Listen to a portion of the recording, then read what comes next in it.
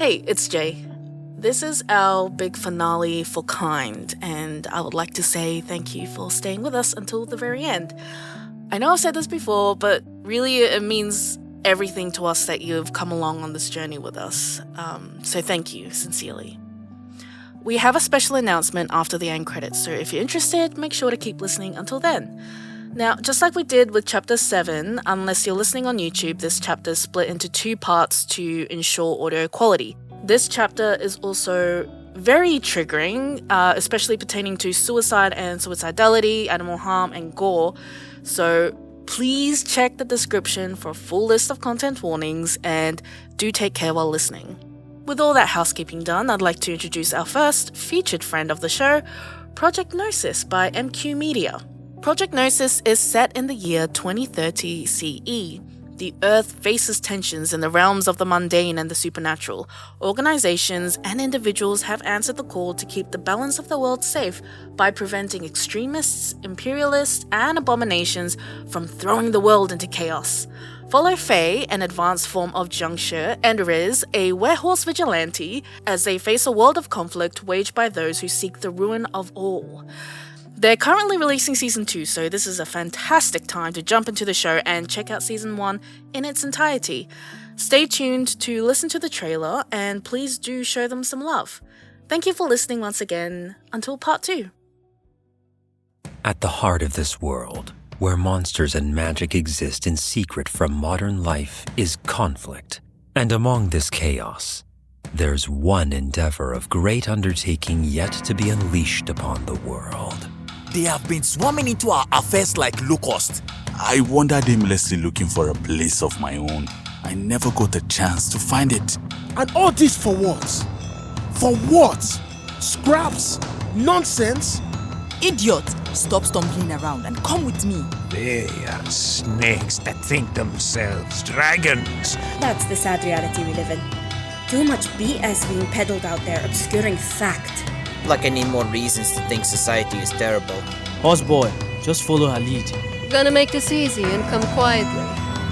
Or do you want to do it as the fun way? I wanted to see the world, be daring, help people elsewhere. Those chosen shall seek the truth of what they face. Let them reveal what is hidden and enlighten the world. Let them seek the truth of Project Gnosis.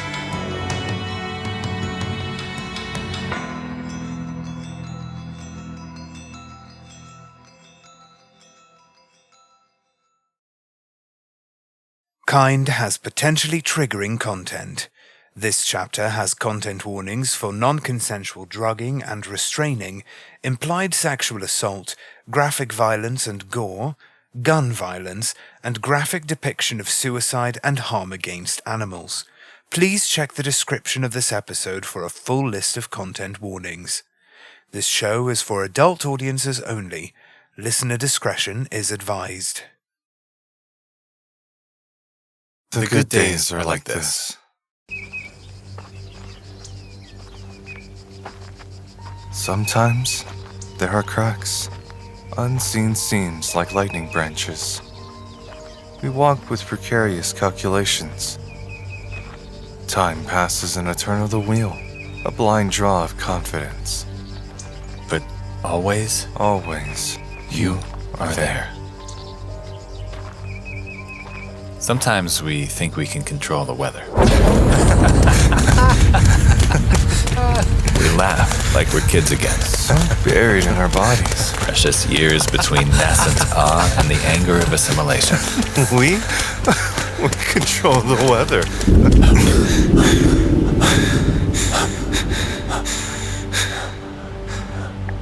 Isn't it beautiful? Yeah. Are you scared? A little bit. If it takes you, I'll leap in after you. Don't do that. I'll do it. I will. I don't need you to do that for me. Well, just watch. And hold my hand. Always. Always. The bad days are like this. At the end of the world with no name and no face. Thousands of years behind me like unwound tape. I'm I'm not scared. I'm grateful. Relieved. This doesn't read like a second life, but the beginning of my death. He dogs every step. Relentless. I'm scattered like I'm not really here. Bits of me embedded in different spaces outside of us. You look lost. Fragmented. You are so easily confused. Once, I woke up and you were a stranger to me. I couldn't remember your name. Once, you returned smelling like the grime of the city. The fervent cling of death. And when I spoke, it was entangled wool. Cotton viscera, loose guts. It frayed my fibers. And though you insist on crossing the river, we walk the bridge together. No matter where I go, where you go, you come after me like an earthbound. Your hand tunes to mine, grants me mercy, breaks me out of amber for a second birth, and I could die curled and tender. Your adoration, it dazzles, steals, aches, a precious memoriam. Don't let go. I won't. It's cold. It is. Don't let go. I know. It shouldn't be so easy. Like going for a walk in the park, right? Why is it so easy? It's as easy as it should be.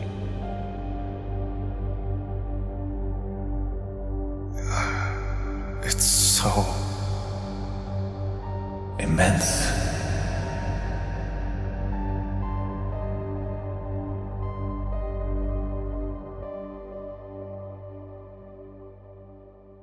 The last days are like this. What did you do to them? Ilana! Kid! Snap out of it! They're puppets. We can't take any unnecessary risks. Especially with this one. Let go of me, dick. Enough trank to kill an elephant and he's still cussing me out. Incredible!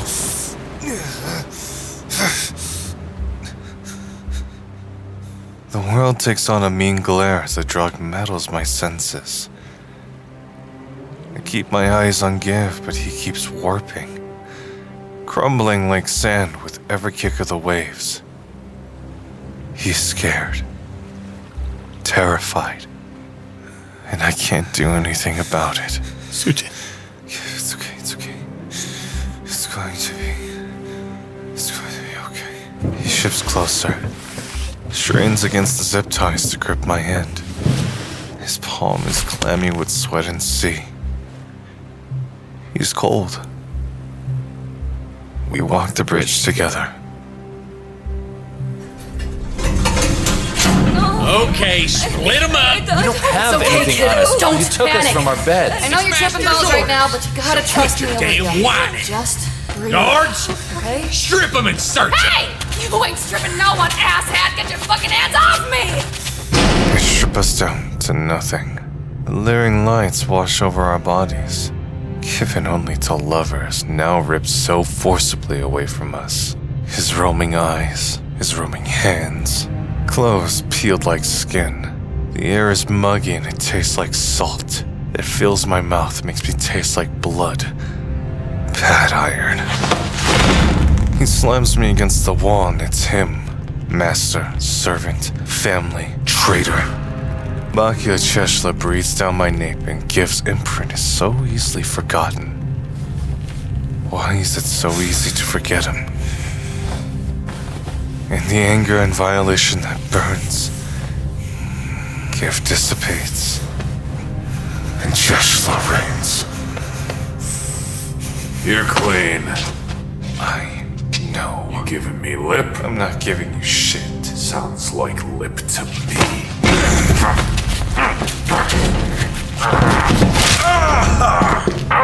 You broke my fucking nose! Touch me again and I'll break something vital. Get off of me! I know what you are. How does it feel being overpowered by a human? You're nothing in here. Nothing. So keep your mouth shut, your head down, and I won't have to hurt you again. Got it, you wooden fuck!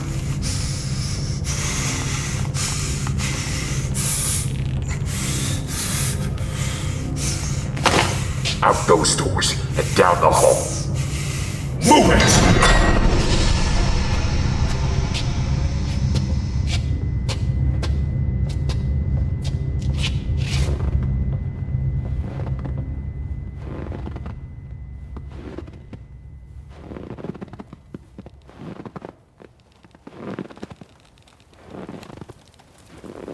You're here, in the heart of Ibuki Mori.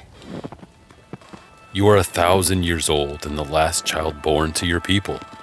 Your mother sings to you every night. But you are not alone. He stains the new snow like churned up detritus. And around you, embedded in the flesh of your people, with wide trusting faces and broken limbs, are the children of the children, your waning humanity. You use them like tethers, like hooks, injecting your parasitic desires into this world that never belonged to you.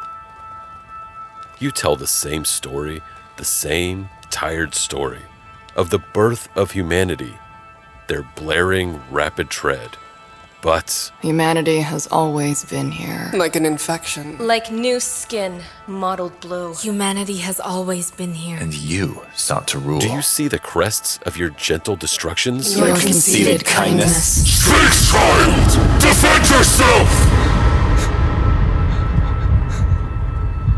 Sujin, do you remember? We're here. In Eden. You found me on the swings crying. I was feeling sad and I didn't want to talk to anyone. You were worried.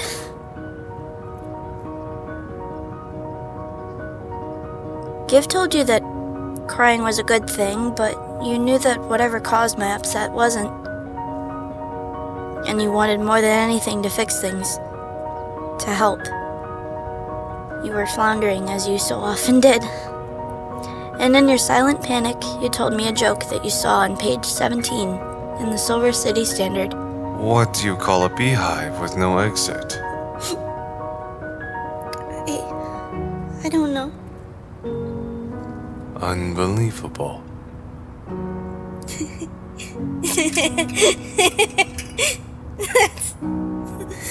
That's so bad, Roussouw. That's worse than bad. Oh. I'm sorry. You're so silly. I am? The silliest. Oh. Tell me another joke. Why are the pine trees so bad at knitting? Oh! I know this one! They always drop their needles. You sat with me on the swings and listened to me laugh and cry. You made me feel loved. You made me feel like I'd never be alone again. You found me outside Eden in a daze, watching the children play. Your hackles were raised like the good guard dog you were, and you followed me to Ophid, tracking me with your nose low to the ground.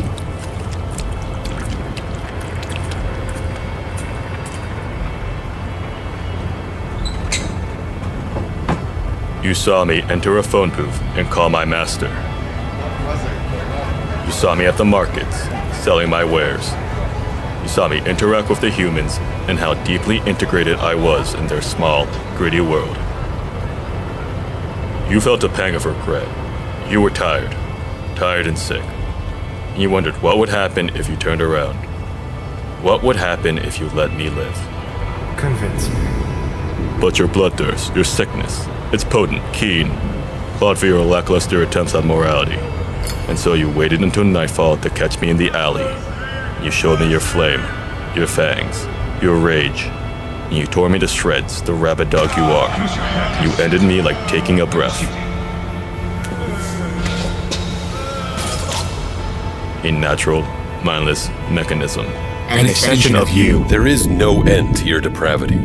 There is no end to yourself. Do you remember? We're here, in your car, blindly weaving through the streets of Silver City. Olivia slumped unconscious in the seat beside you, blood trickling from a fresh bullet wound in her head. It's stark, jagged, like a crack in her skin, Kine's mark. The beginning of the end. You were drowning in grief, with your foot pressed flat against the gas pedal. Grief and worry and guilt. You lost everything. You gained everything. Eden was in flames, Eden was safe. You shot Olivia, Olivia was alive. The night was a nauseating oscillation between two presents and their futures. And you were torn in a way only we can be torn. Shit!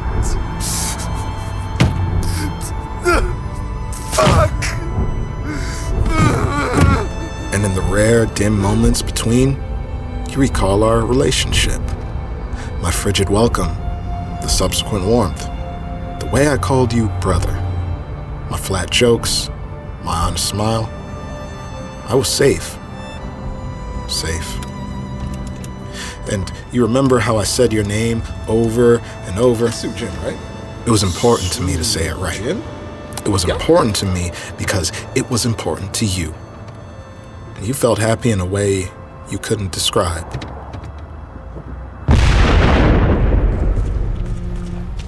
But they all blur into one. The wars, the deaths, the oceans of blood you've spilled. The faces become like the trees, the many parts of an unrecognizable whole. And at the rotting center of it all is the carpenter, picking his way through the millions of ends he brought into millions of worlds. And you survey your handiwork in the same way you survey the sky. Shades of blue you can't differentiate, and you never question what lies beyond. No, you never had the imagination for it. Do you remember?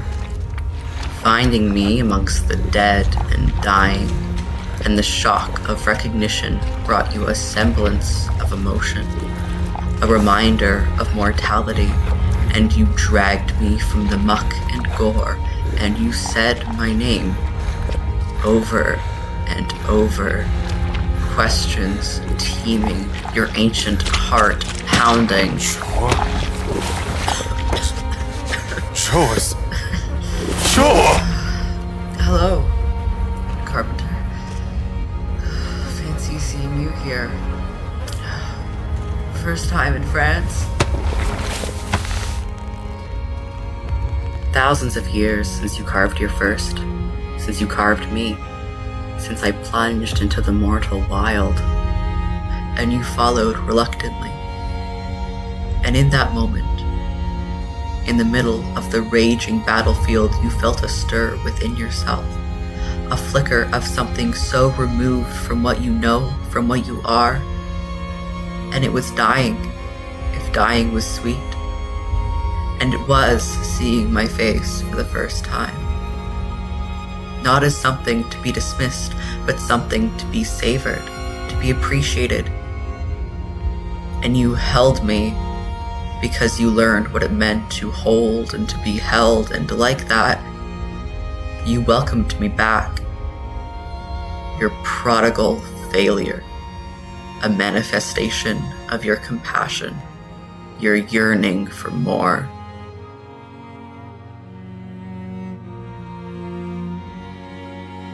But he fades into your memories, buried under millennia upon millennia, the impossible burden of being alive. Do you remember his face? You do. You remember. Did he have brown eyes or black? They were black. Was his hair long or short? It was short. Did he ever smile? I smiled.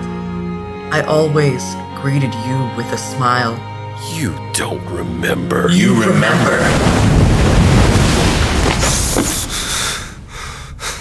Finally. Sujin, are you awake? Thank God. It's been fucking hours, Big. What's going on? Where are we? We got dragged into Jiho's office. He kept trying to psych us out, get us to spill everything we know, but don't worry, none of us said shit. Anyway, half of us were conked out of our skulls, then he took Emma and Olivia and threw us into this shithole. I hope they're all right. Well, I don't know about the kid, but Emma will be fine. Jiho needs her, doesn't he? If Emma is able to get close to the Nexus, it'll be a home run. You won't stand a chance. Sujin, do you think you can open the door? I tried, but it seems to be solid steel. Like the kind they use in banks. Yeah, she barely made a dent. I tried.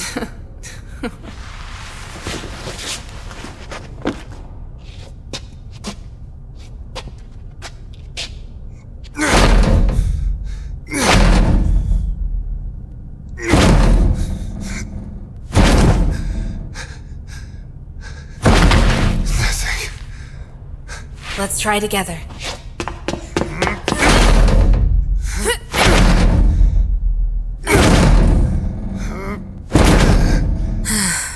Damn. It's okay.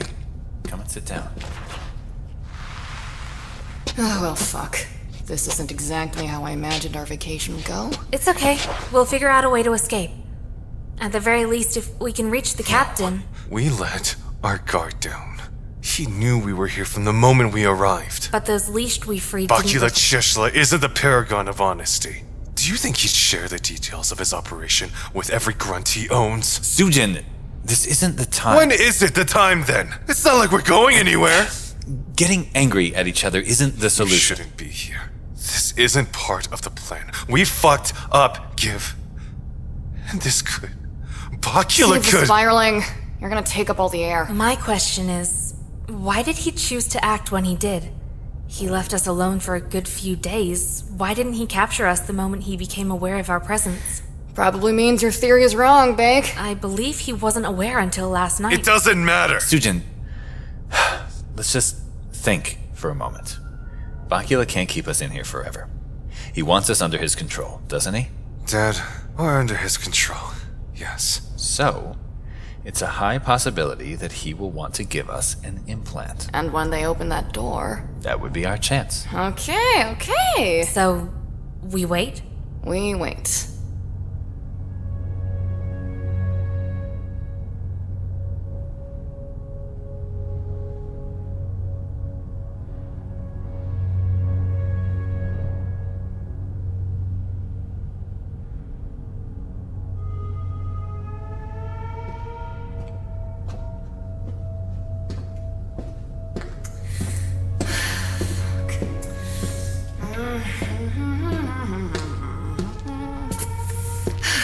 How long are they gonna keep us in here? Dana, they're sleeping.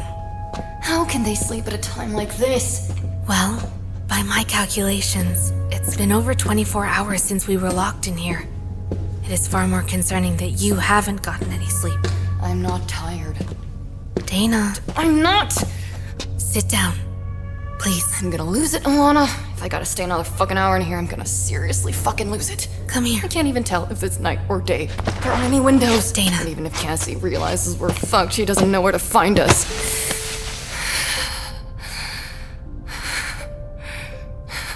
God damn it. I won't let anything happen to you.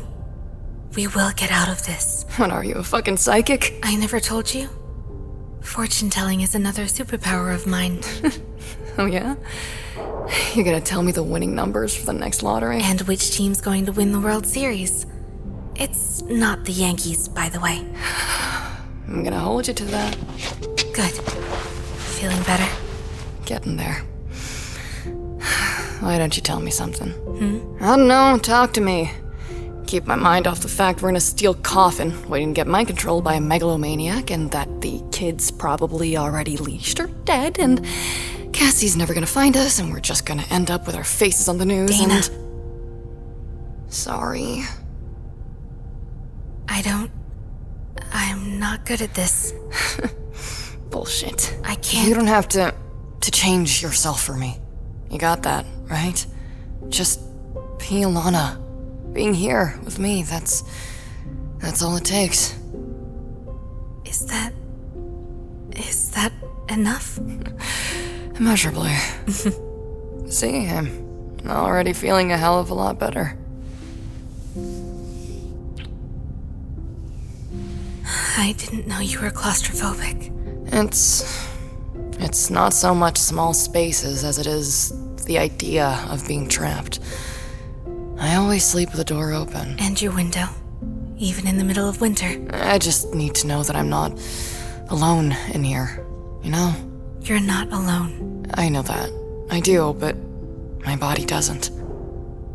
When we build our house, we could forego the windows and doors. We would save a fair amount of money. You got the blueprints up there, Stone? I've already picked out the wallpaper. Oh no, not wallpaper. Paint then? Don't look like it, but I'm a decent artist. So all that doodling during department meetings, that was just practice? Oh, gotta get my 10,000 hours in somehow.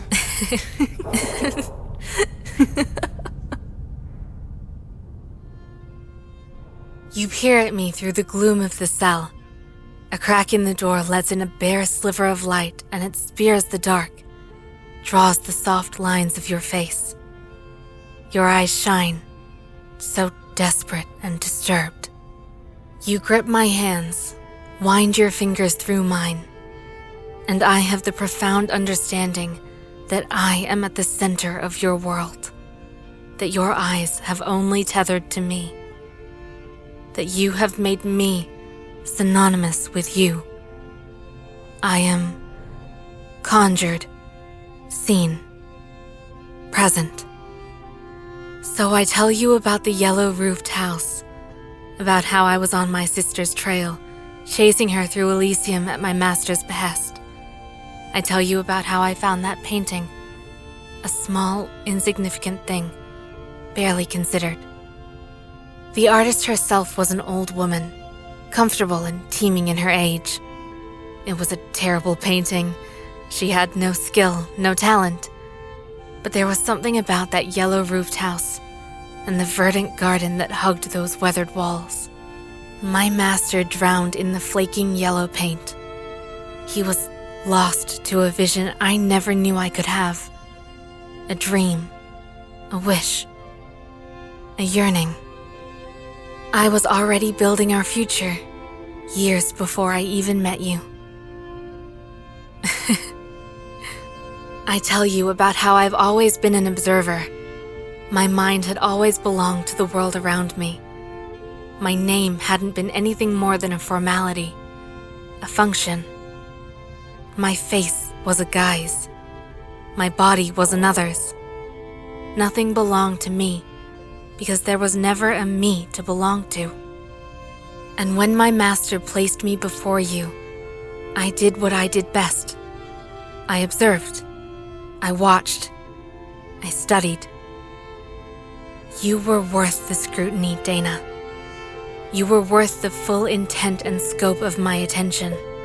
Every night, as I lay on my bed, I would entrench in my memories of you, my Dana Leo, and I would wonder at how much I cared, how much I ached for you. I tell you about our first night together. I tell you about every touch I experienced, every thought, every surge of heat, every wild emotion. How uncontrolled I was. How you so effortlessly filled my borders that night with your colors. I tell you, Dana, how excessively, obsessively I exist for you. I exist because of you. And when I finally fall silent, as the last shivering word fades between us, you peer at me through the gloom of the cell, hands wound tightly around mine. And I know there's more. There's more to be said, to be shared, to be asked. So I say, I love you. And you say, I love you too. And I ask, marry me. And like this, we are realized. I will, goddammit. I will.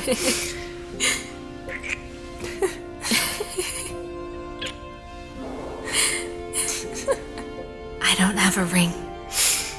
Here. There you go. Rings. That's thread. And when we get out of here, you can get me a proper ring. The best of the best. 50-carat diamond or whatever the fuck. I don't know. But for now, this shitty thread will have to do. And voila. A perfect fit. A perfect fit. God, we are so disgusting right now. Positively nauseating.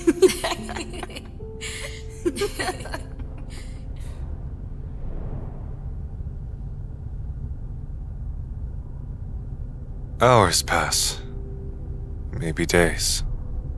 Giv sits with his eyes closed and back to the wall, meditating, or sleeping. It's hard to tell. And when he's awake, he speaks to Dana or Ilana. Sometimes he just joins Dana on her pacing. I try to talk to him, try to reach out in the dark to reassure him, or to reassure myself. I don't know. But I never make it past the rift between us. My words catch in my throat. My hands hover in the air, useless, empty. And I return to my corner, counting every arduous second as it slowly crawls by. You're going to let things fester between you. No. What was that, Bake? Nothing. Sorry. Look, if you got something to say, then fucking say it. What if you die? But I just... What if he dies? What if you get an implant, and in that long, miserable existence, there will always be the knowledge that the person you love hates you? Oh, no. What was the word he used? Resents you. Oh, that's harsh. Hate is easy to stomach. It's just the other side of the coin to love. But resentment, that implies he never really loved you to begin with. No, resentment is bigger than hate. It leaves no room for anything else. You're wrong. He's not like that. You heard it yourself, didn't you? He's a bad man, brother. Worse than bad, he's a hypocrite. It's not his fault. None of it is. Look at you making excuses for him. It really goes both ways, doesn't it? He's better than good. What's the point in saying that to me? I'm dead, remember? Talk to him, you prick. You're a toxic ball of unresolved regrets. Don't make him another one. Why are you... Who are you talking to? No one. Myself. Just, thinking aloud. Oh.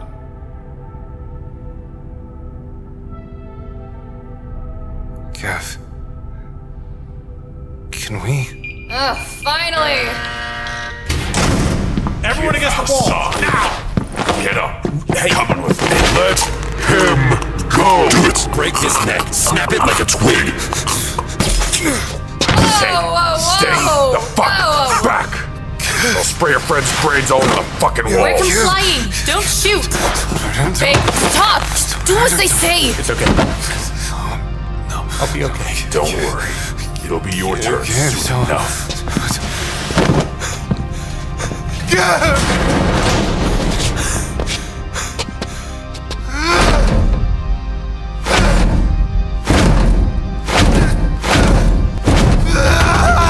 Hey, calm down, Big. Braining herself ain't the answer. Then what is? Hey, asshole, I'm not happy about this either, okay? Everything happens to him. They're giving him the implant. They're gonna give all of us the damn implant? Fuck! That was our chance! Why did you stop me? If I didn't, they would have shot the nurse. You could have saved him! We could have escaped! Oh no, fuck no, you are not putting the blame on me! You said it yourself! That was our chance! This ain't my fault, bitch! You stopped me! What about you? I saw you. You had him, and you hesitated. That was our one window, and you fucked it. Then why don't you unfuck it, Dana? Why don't you find a way out of here? That was our way out. That was our opportunity to get the hell out of here. And now Giv's gonna get turned into a fucking drone or worse, and it's all because you suddenly developed this weird moral quandary. Moral quandary? What the fuck are you talking about? Look, I get that you're feeling guilty or whatever about being kind and that whole shit show with Give, but this ain't the time to develop a conscience. You hesitated. You fucking hesitated! What the fuck, man? Hurt Dana, and I will rip your arms clean off your body. Do you understand? Yes.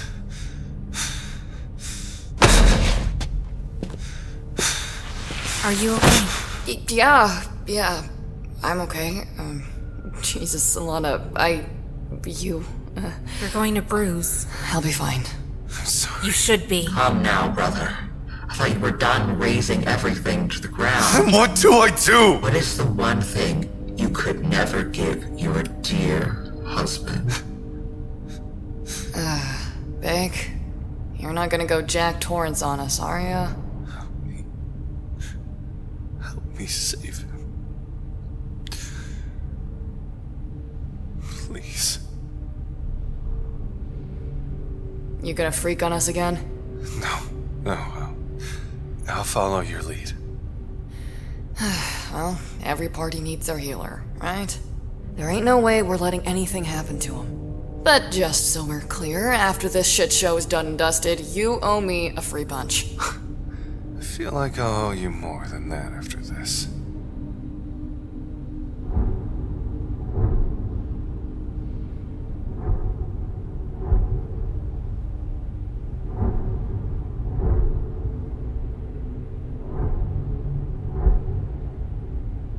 You've been staring at the door for hours. Or has it been days? It's hard to tell in here, so dark and cramped, so nothing.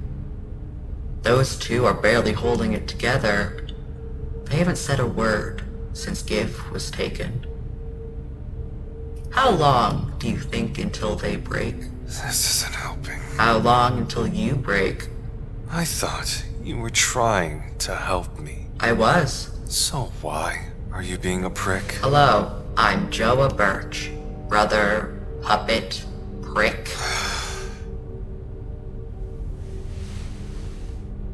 I can hear your mind. It's so loud. So desperate. It's like a battered, rusted engine coughing out its last breaths. It's been too long. He's been out there alone too long. They're not coming for you. I hesitated. Why did I hesitate? He's already gone. It's Give.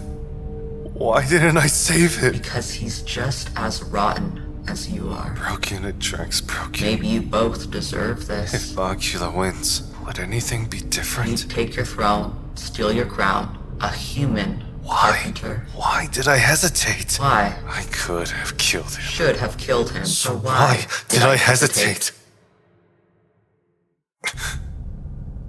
Oh. And there it is.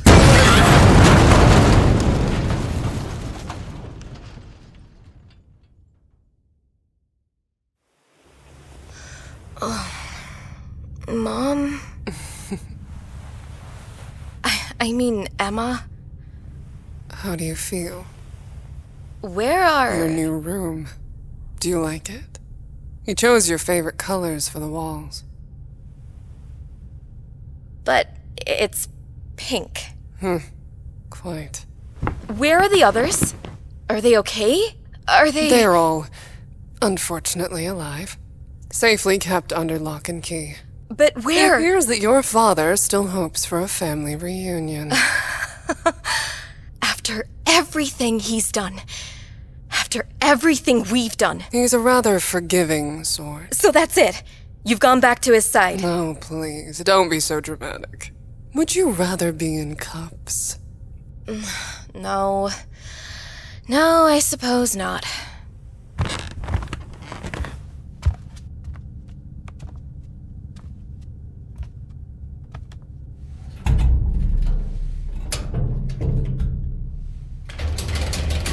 Forgiving, but not foolish. He's gonna leash us, isn't he? Starting with your irritating friends. Yes. We've got to get out of here. We need to contact the captain. If we can get to a phone. There is no external communication. Not on Calvary. You yet underestimate your father. For every move you plot, he has long since countered. I don't know. I think my estimations are pretty fucking accurate. May along be the perfect, obedient daughter. And when the time is right, we strike. You have a plan? If I know Bacula, he has an escape route off this island. A route only he is privy to. Which means it'll be unguarded. Precisely. I don't know if I should trust you. You don't have a choice. For what it's worth, I am sorry. That was said in all sincerity. As much sincerity as I can afford, anyway. Now eat. The bread is awfully dry, but it is passable for food. Thanks. Your father had it especially made for you. Your favorite sandwich. Ugh, I hate egg mayo. Quite. Whenever I'm not giving Bakula Cheshla bad intel about the kindred and our actions for the past month, I'm playing the role of the dutiful daughter at his dinner table. As I'm shuttled to and fro my glorified prison cell, I try to memorize as much of the compound as I can. And every so often, I glimpse the ocean, the sky, the mainland that sits upon the horizon like a slumbering giant. It's beautiful. God, it's too easy to fall back into old habits. I've been trained from birth, and Bakula Cheshla is still so ingrained in me. It's like the past few months never happened. Like I never stumbled upon kind in that alleyway. Like all that fire I fought so hard to feed was never lit in the first place. All I've got is cold, dense coal, and the boundless nothing of tomorrow. But they pull Give from the cell. Give, who is the best of us. And they want to snuff him out. Another faceless, mindless drone for the governor's army. And I can't play along anymore. How's the food, sweetheart? It's foie gras. Delicious, isn't it? Yes, it is so delicious, Dad. Thank you. The fucker has a criminal record to rival Al Capone's. But if I don't just want to inject this cooking straight into my veins. Bakula. Sorry, shouldn't be using such language at the dinner table. Now, I would like to propose a toast. Oh, how wonderful. Yes. Olivia, honey. Our home has been destroyed, and my title illegally stripped away from me. I have been vilified by the media, the public, the very people I work tirelessly to save. But visionaries are often burned at the stake. Well, look at me. I'm still standing on my own 2 feet with an army at my command and a loving, doting family right here at my side. Emma, Olivia, you are truly all a man could ever desire. The perfect family. To us. To us. To us. And to the revolution. Sorry to interrupt, sir. You asked for this one. Olivia, are you okay? Has he hurt you? No, I'm okay, but... Bakula, we're having dinner. Apologies, my dear. Send him to the lab. Have Morgan oversee the operation. Yes, sir. Give! Sit down, sweetheart. Your food's getting cold. But... Olivia, honey, remember what we talked about? You're going to leash him. Leash? How creative. Yes, I am. As I will leash anyone who dares stand in the way of progress. So sit down and eat your foie gras.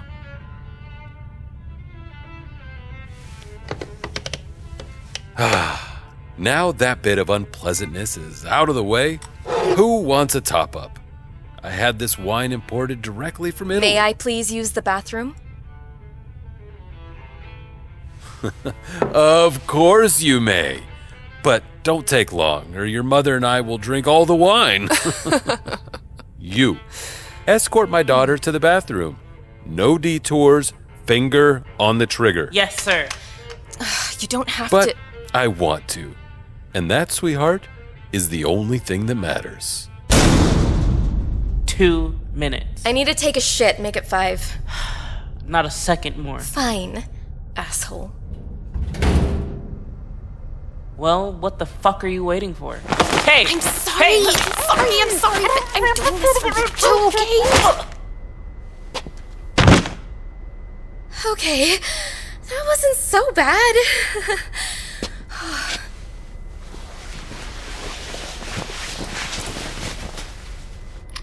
Oh God, please work. Please, please, please, please work. Yes! I fucking knew it. Captain, it's Olivia.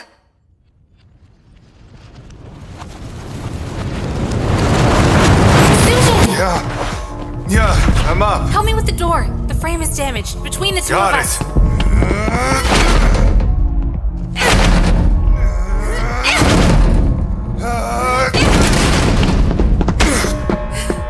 We're through. Fuck yes! What's going on? No guards! This is the captain? Gotta be. Don't know who else it could be. Maybe Olivia got away. Well, whoever raised the alarm, we could send him a gift basket later. First. The Nexus. Lumberjack, you find Give. Alana and I will find the Nexus and/or the Chiashlas. Got it. Oh, and try not to die big. Or your husband will kill me. For your sake, I won't. You can't be here. This lab is for authorized personnel only. Guards! Guards! Don't bother. You can hear the commotion outside. You know what that means for you. But I haven't done anything. I'm just an R&D. I don't know shit. Where is he? Master Chiashla, I assume in his office. Where is Give? Give Hassan! The man who was dragged here to get the implant! I have no idea what. There are 2 ways this could go for you. I don't think I need to explain what they are. I really don't know Where's the Nexus? Tell me where the Nexus is! It's through those doors, but even if you get to it, you can't control it. Only Master Chiashla has the authority to surpass the biometric security system. Don't lie to me. You're coming with me. Help me! Help me! Guard the Nexus! Master's orders!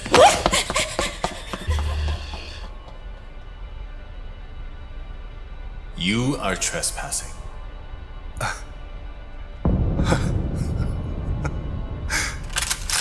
Leave, or I will shoot. Give. God damn it. Leave. Honey, it's me. Or I will shoot. Don't you recognize me? You are trespassing. I know it's hard, but you have to remember. Remember, Give! Stand back. You are not authorized to enter. Please. We can't end like this. Not after what happened. What you said at the chat. Everything you said was right. You might be a bad person. You might feel nothing but resentment towards me. And you'd be right. Stand back. But as true as those things are, my truth holds as much weight. Look. I'm moving away. Okay? I don't want the Nexus. I want... Just listen to me. That's all you have to do.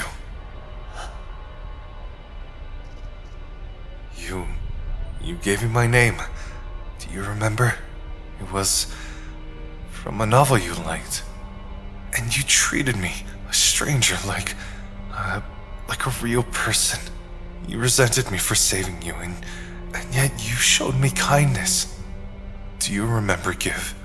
You put snow in my hands when I burned them. Your natural instinct is to help, to make the pain go away, to heal. This is irrelevant. You welcomed me into your home. You gave me things. A toothbrush, clothes, shoes. You told me about death, about what it means. You taught me about empathy and compassion. You taught me about justice, about righteousness. And you believed in those things. And I saw that you believed. You agreed to marry me. You vowed your life to me. You vowed yourself to me. And You tried to save those kids even as they threatened to kill you. Even after they pulled the trigger, you never wanted to hurt them. No, you helped them. You held no grudge. You saw their pain, and instead of enacting revenge, you showed compassion. And even when your husband turned out to be the worst kind of creature, you decided to stay with him. You decided to help him put together the very thing he broke. You took on the burden of his sins. That is you, Give. That is all you. And you could try to ignore your goodness or call it a broom for the evil you ostensibly are, but regardless of the reason, without you, Give, the world would be a colder, darker place. And maybe the illusion of light is better than no light at all.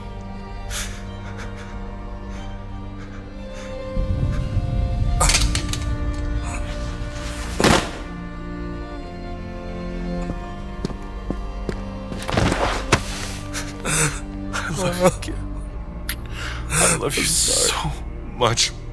I'm sorry. I love you. I love you. I love you. I love you. Sorry, I'm sorry. And for a brief, wonderful moment, Sujin, my love, I have him back. Brother, the Nexus.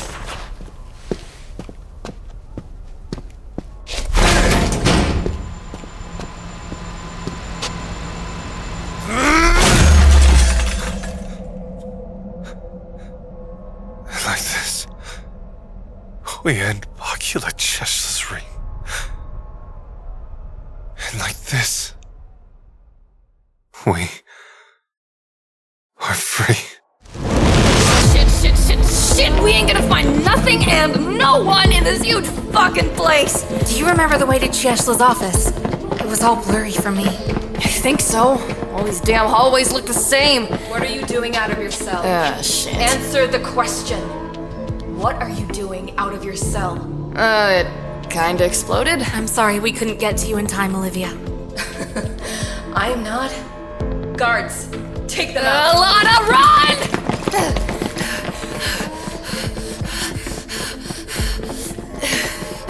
Hey, so, this is kind of a weird engagement party, right? The weirdest. Alana, in case shit hits the fan and I get leashed or my head blasted off. Tana. Just let me say it, goddammit. Say what? God damn it, I'm grateful, okay? That you found me, that you stayed with me, that you asked. I'm grateful too.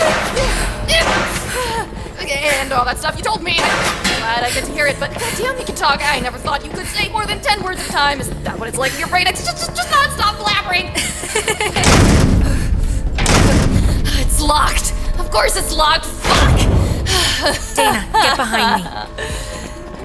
This is it. God damn it, this is it. It's okay. Everything is going to be okay. Well, getting blasted away by drones ain't really how I thought it would go, but, you know, shit happens, I guess. Dana, listen to me. Listen to me. I'm listening. Do you trust me? I do, yeah. Then I want you to close your eyes and cover your ears. What? Ilana, no. You're going to be okay. Ilana! Close your eyes, love. Shoot them.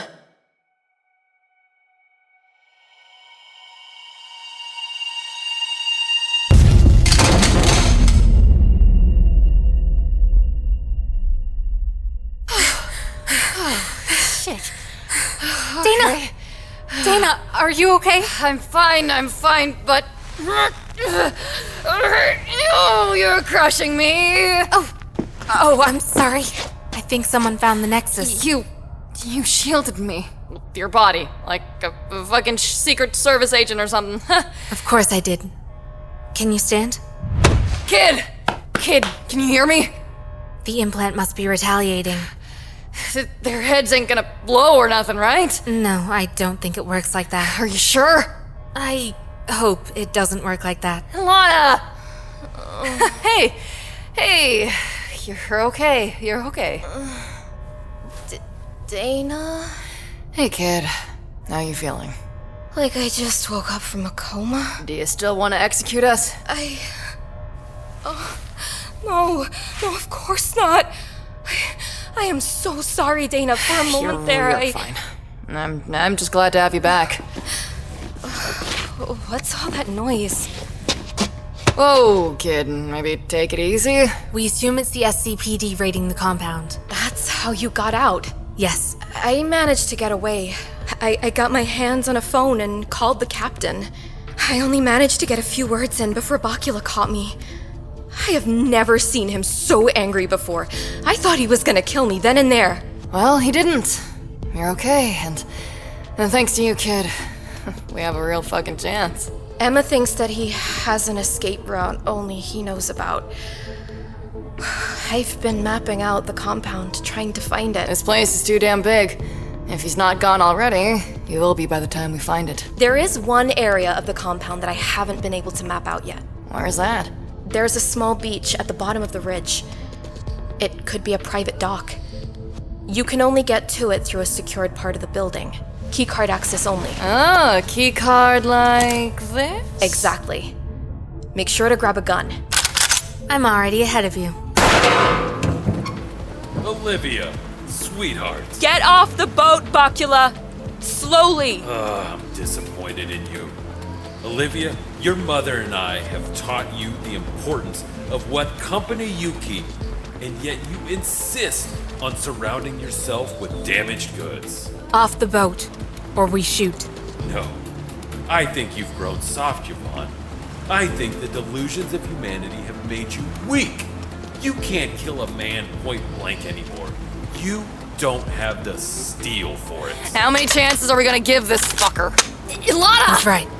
We can't. You're letting him take advantage of There's you. a thin line between us and the Masters. Thinner than you think. He's never shown mercy. He doesn't deserve ours. This was never gonna work! For all your wealth and blustering claims to power, your so-called army was obliterated in a single day. Let's talk. Just you and me. Work out our differences. You and I, we never should have crossed paths. I indentured myself to my master so that you could live. That was a decision you made for yourself. I never asked to be made. I gave you life, you ungrateful little bitch. Give up, Cheshla. You've lost. Everything that you've built has gone up in flames. There is nothing for you to fight for anymore. Surrender and you won't be harmed. You'll get to keep your worthless life. I think not. I think I'd much rather take you vermin down with me. She shot him! She shot him! No. I fucking knew it! No. Did you really think I could ever abandon my husband? You backstabbing bitch! What are you to me that I would so readily discard Bacula? He is my reason, my salvation. And you dare take him away from me? You dare disrupt his holy crusade? What are you talking about? What are you saying? She's saying that she was never with us to begin with! So all that talk about how you wanted to save your husband... It was bait, obviously. Sentimental drivel that you so eagerly believe. Bait for what? My. You are awfully stupid, aren't you? The carpenter. What else? I think you broke it, Emma. I suppose I was a bit overzealous. Unfortunately, there's no time to perfect it. Another time and place, perhaps. Darling. You know what to do, my dear. Mom, please! I'm sorry, honey. You saw humanity when you looked at me. But that was wishful thinking. You are mine! Sister! Shoot him! Shoot the fucker!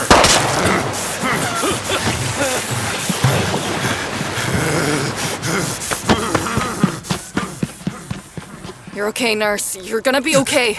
Lana, give me your jacket. Here! Kid, press down on the wound. That's it. As hard as you can. It's hurting him! It's either that or he bleeds out. Shoot it. Dana, take over! Kid! Wait! God damn it! Shit. A sheer fucking drop. We need to go back. Are you insane? Just kill the fucker! Aim for the head! The head! I'm trying, you bitch!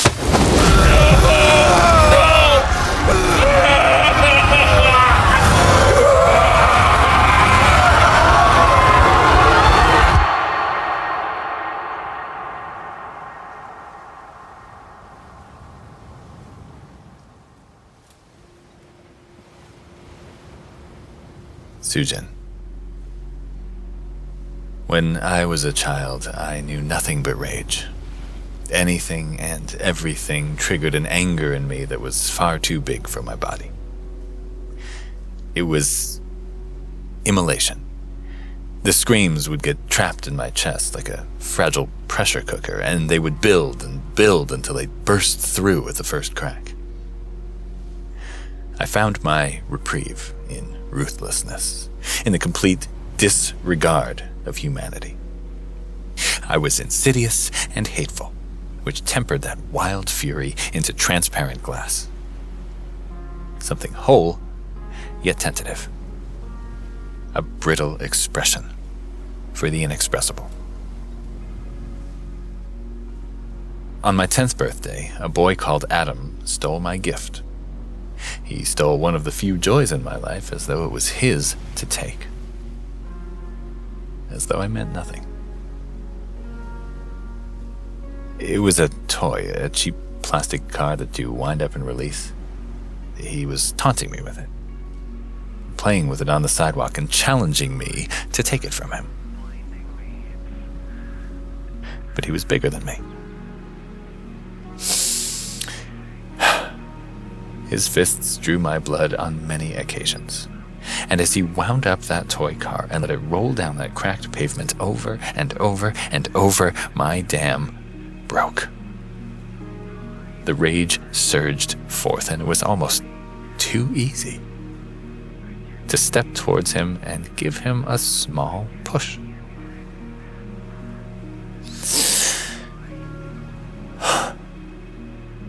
The driver caught the brunt of the blame. They were going to rule it as an accident, but then it came out that the driver had a drink 1 hour before he hit Adam. And even as I sat through the police interview and the funeral and the trial, even as I sat through the news report about the driver's suicide, he was too burdened by guilt, they said. Even as I sat through all of those things, I never said a word. The fire was doused, and I never said a word. Sujin, that is why I couldn't accept you entirely. Your sins, your evils, your immolation. I think I was so desperate to find repentance in saving you, in giving you your humanity. But your humanity isn't mine. It's your own. You tempered something clearer and stronger than glass. You built yourself from Ibuki Mori to Eden.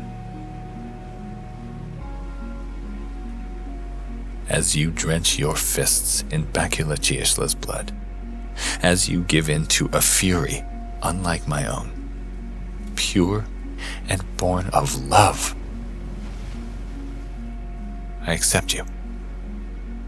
I accept you as I accept myself. Imperfect and deeply broken.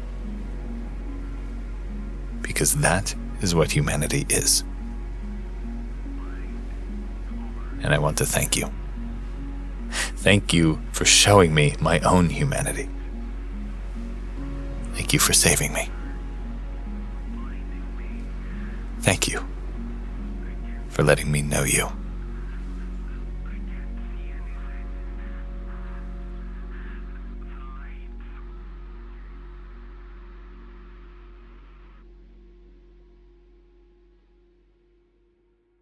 Sujin, no! You can't kill them. You can't. You said you don't want to be kind anymore. You said you never wanted Gift to see you like that. Sujin, please. Oh, he needs you!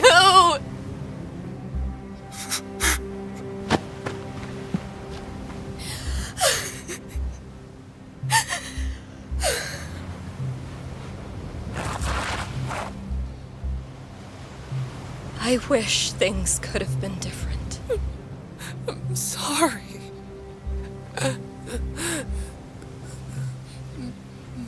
I'm sorry too. I'm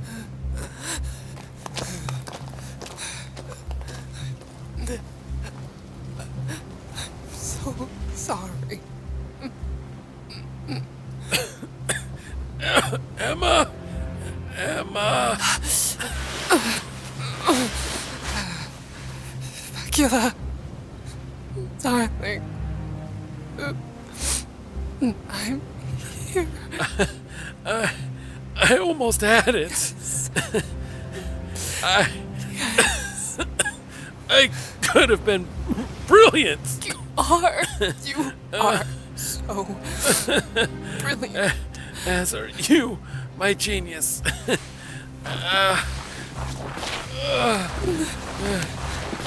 Oh, God. Oh. Come with me.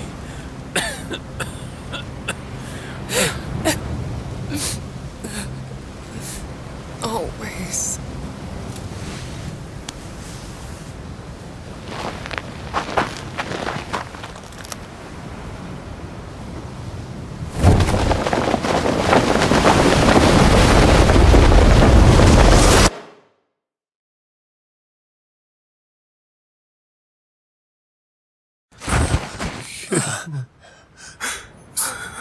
Sujin.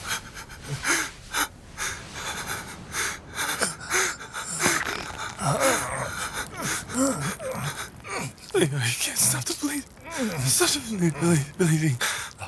I can't. I can't stop it. It's okay. It's okay. No. Promise me. No. Promise me. You keep going. You keep living. There's no life without you. Your death is my death. Remember? Don't. Forget. How could I forget? You're my everything. My everything. Sorry. No. Don't apologize. Don't. I'm glad you were honest with me. I wish we could have been honest with each other. Thank you. For being. I'm hero. You don't leave me. Don't leave me. I don't want to be alone. Kim, please. Don't go. Please. So.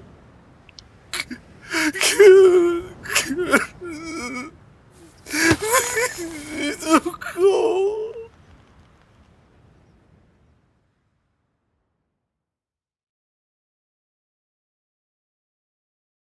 He's gone.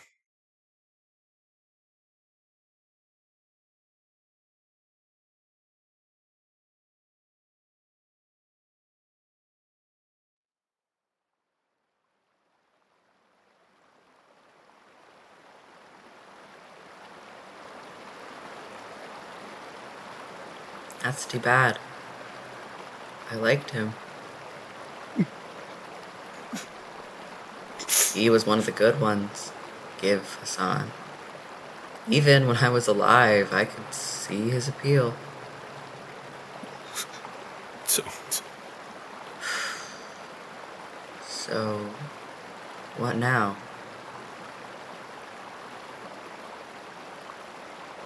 You're going to just give up? Lay down and die? This is what ends the carpenter? The great and mighty El of Ibuki Mori, a fucking nurse? The best nurse in Elysium. I won't allow this.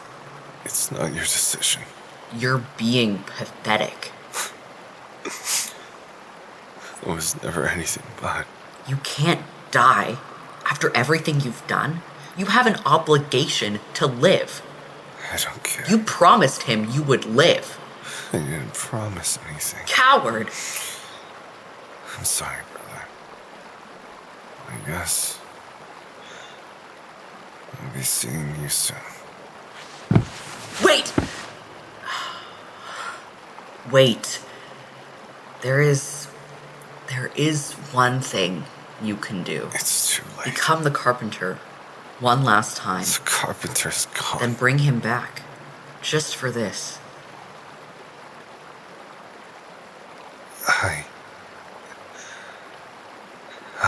I did it for a man like Daughter Leech. Why not for a man like Give Hassan? I can't. You can. He would hate me. He would be alive. I don't have the right to say. His life is your life. He vowed it to you, as you vowed your life to him. Join as one, mind and body. Give to him what he so freely gave to you. Save yourself, brother. For him. And for you. For us.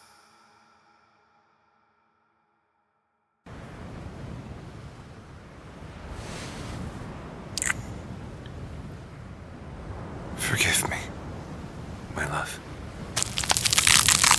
So, I break his skull open, expose his brain, and eat it.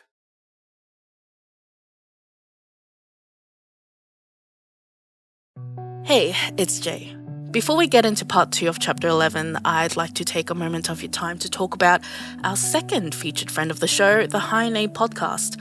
Haine, which literally translates to Hi Mom, is a supernatural horror audio drama about Filipino immigrant Mari Tatuin, whose Babaylan family background accidentally gets her involved in stopping dangerous supernatural events in Toronto. Alongside 2 supernatural detectives, her 6'2" strong-armed lesbian neighbor, and a celebrity conman guru with real magic powers.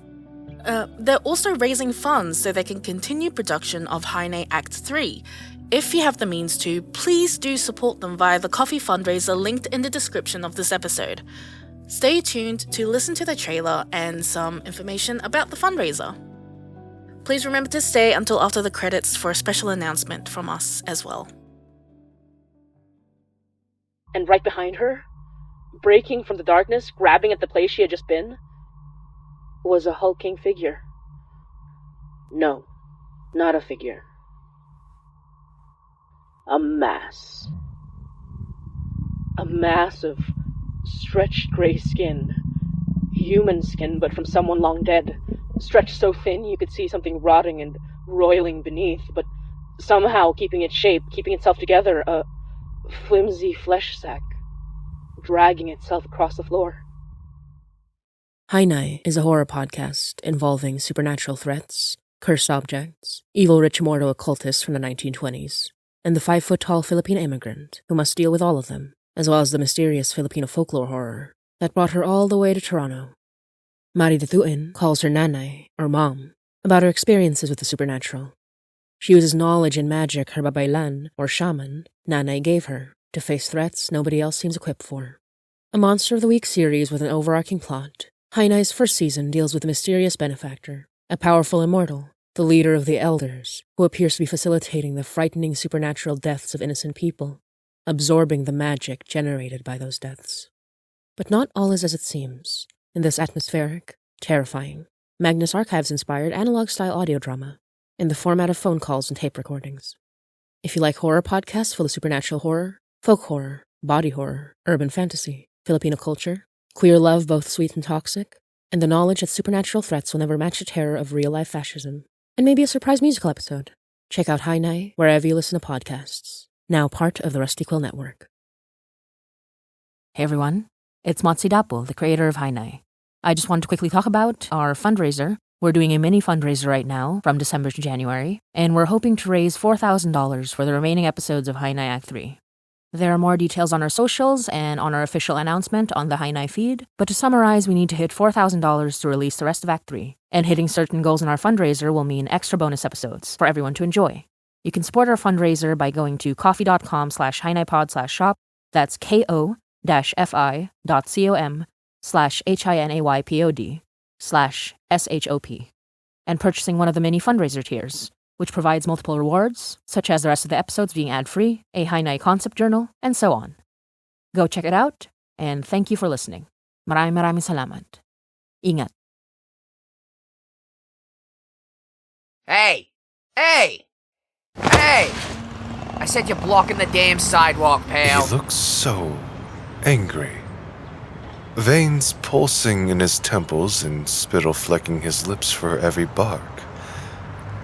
Is this what a human is? You fucking eye? The fuck are you looking at me like that for, huh? He is so ugly in his rage.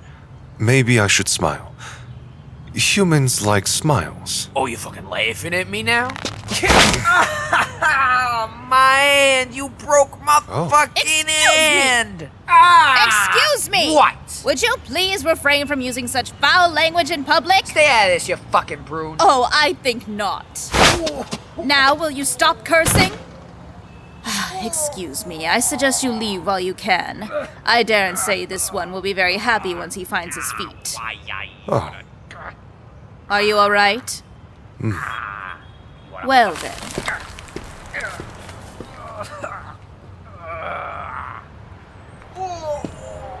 I don't know why I feel compelled to follow her.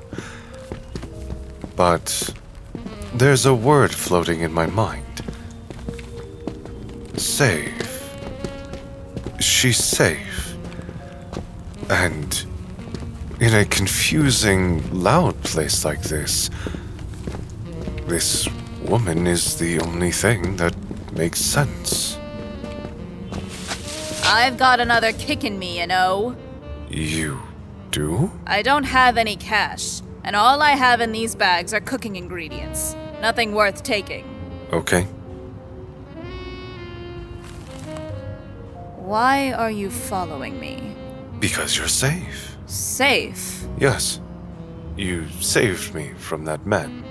I see. And what exactly do you need from me? I need to find Eden. Eden, you say? I need to find Give. And how do you know Give? We are friends. Give's never talked about having a friend like you. Do you know where he is? What's your name? Sujin Beck. And what business do you have with our Give, Sujin Beck? I want to be with him. Oh! Well, I see. I didn't know our Give had any proclivities for, well, anyone really. Oh, this is rather wonderful news. Come along, dear. And hold these bags for me, won't you? They're far too heavy for a frail old thing like me. Oh, imagine, our Give had a secret paramour all this time, and he said not a single word. And I was so worried, too. A catch like our matron shouldn't grow alone. No, he's still young and well into his career. The next step should be a family. I told him this so many times, but he just insists that I shouldn't place such expectations on him, that he's perfectly happy being alone. I suppose that is true for some people, but our Give? No, he was made to raise a family. I just know it. And look, here you are, a handsome boy like you springing up out of nowhere. If I was a religious woman, I'd say it was a sign from the gods, whatever they are. But I'm not really the praying type, you see. I'm more of the betting type. Though I haven't really gambled in decades. Not properly, mind. My ex-boyfriend said it was a terrible habit for a lady to have. Well, he's 6 feet in the ground and I'm still gambling away. With plastic chips, though. This is Eden? Yes, Eden Orphanage. This way, dear. Bring the bags to the kitchen. You can put the bags on the counter there. Okay. Giz's not here at the moment. He and the others have taken the children to see the latest Pixar film. Pixar? Can you handle spicy food? Or should I make a mild curry? I usually make 2 batches for the children and the staff, but if you'll be joining us, I may need to use 2 packs of the spicy. I don't know. I'll make an extra portion of the mild then. Go and sit down at the table, dear. You're in my way. Yes. To the right, dear. Yes.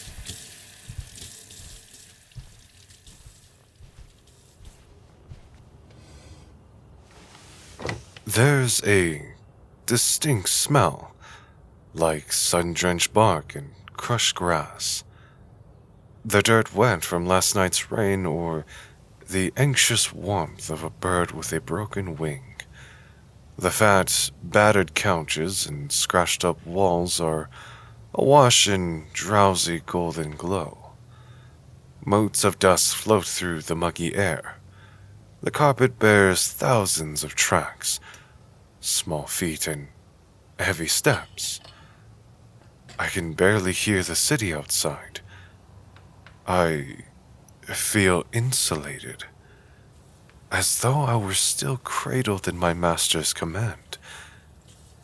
But this insulation is different. It's better. I do hope that portion is enough for you, dear. If not, we have plenty more, so don't be shy and eat your fill. The woman looks at me with bright eyes. They are so intent. I'm not quite sure what she wants. Well, go on. Eat up. Okay.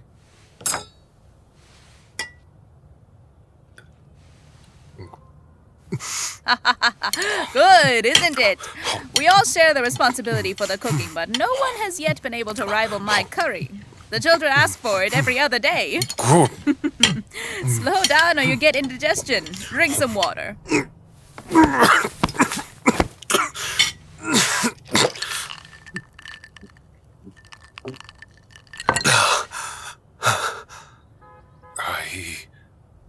I have never had this before. Had what, dear? This? Curry? We are given a stipend for food. So, I buy meals wherever I'm able. You mean you've never had a home-cooked meal before? I don't think so. Oh, it smells delicious in here. Oh, I know you've been craving my curry, Director, so I made an extra large batch this time. The best decision I ever made was hiring you, darling. Well, of course it was. Without me, this place would be in shambles. You have a visitor, Maeve? Oh, yes. This here is Soojin Beck. And he is here to be with Give. What? You don't say. Be with who? 5 years. It's been 5 years since you saved me on that mountain. All that time I'd been searching for you. Retracing my steps. Leaving notes and supplies wherever and whenever I could. Eventually I became convinced you weren't real. That you were a kind dream sent to me in my delirium. But here you are, my lovely specter, sitting at the dining table with curry smeared on the corner of your mouth as you give me a breathtaking smile. And I can't help but smile back. And you are all I know in that breath. And you are all I want to know. You I grab your hands. And I never want you to let go. And I never want to let go. Give! I'm here! Yes. Yes, you are. It took me a very long time. But I ran away and now I'm here. You ran? Your hands are better. They aren't hurt anymore. No, they... Maeve? What is going on? Director, We're looking for a cleaner, aren't we? Why, yes, we are. Well, I think we've just found him. I'm sorry, who the fuck is this?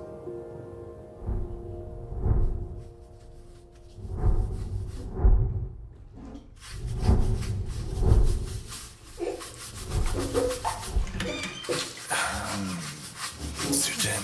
Hello, Gif. What are you... Are you cleaning? Yes, I must clean the bathtub. It's 2 in the morning. Okay. No, Sujan. You should be in bed. You should be sleeping. Why? Because it's 2 in the morning. I don't understand. Night is for sleeping, day is for working. Why? Because that is how our bodies work. It's biological clock stuff. I don't know. It's way too late for this. Biological clock? Yes. I need to clean. You need to sleep. I don't want the director to fire me. Why do you think they would fire you? That's what the children say. I am bad at cleaning and I will be fired. They're teasing you, right? Don't pay them any mind. I am bad at cleaning. That's not true. You've been very helpful, and the director isn't going to fire you, okay? I don't want to leave you. I can teach you how to clean and what each product does. You will? Yes, but in the morning, okay? Okay.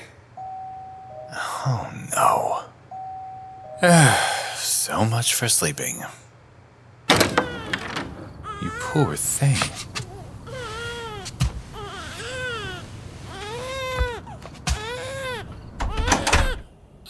What is it? It's a baby, Sujan. Is that where humans come from? Sometimes people drop off unwanted babies on our doorstep. It's not ideal, but we prefer it to the alternative. What's the alternative? The dumpster. The streets. Somewhere worse. The world is unkind to the unwanted. It's so small. Hello, little one. Hello, baby. I think they like you. We stand there in the vestibule, 2 in the morning, and I watch you gazing down at the baby. Your clothes are crumpled. You stink like sweat and bleach.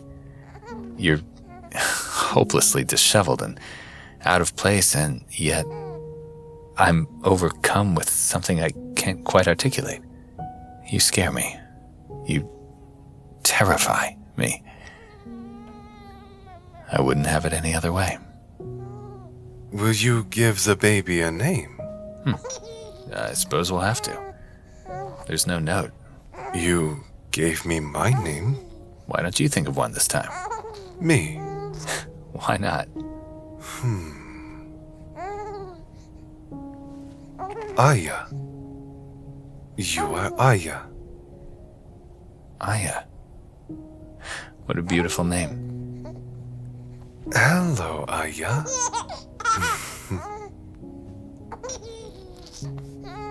Why is Aya unwanted? There are many reasons why someone might not be able to care for a child. Parenthood is complicated. It is? More than you know. Have you ever been a parent? Not exactly, but I consider the kids at Eden my own. We all do. In place of their biological parents, we have to stand in as their family. Then am I Aya's parent? For now, I suppose you could be considered a guardian. Yes. What does a guardian do? Well, it's in the name, isn't it? A guardian must protect the child, ensure the child's care, happiness, and well-being. Can I be your guardian? That's not quite how it works, but I appreciate the sentiment. I will be your guardian, and Aya's too. You are an impossible man. Come on, we have to wake the others and get little Aya here checked over at the hospital. Oh, we have a long night ahead of us.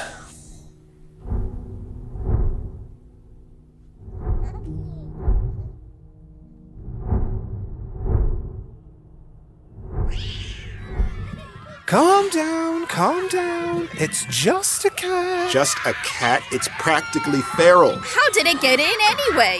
Director? Why is your first instinct to blame me for anything that goes wrong? Director! It started following me and I didn't have the heart to stop it. I just have that effect, you know. So this is your fault. I can't help my allure. No! It's scratching up my curtains! The kids are screaming, running as the cat bares its teeth and claws at them. The Eden staff clutch brooms and couch pillows as they attempt to subdue the maddened creature. Guardians. They are being guardians. And I should be one too. The children are screaming and I have to protect them. So I grab the cat and snap its neck. You hurted it! You hurted the kitty! Oh, I fucked up.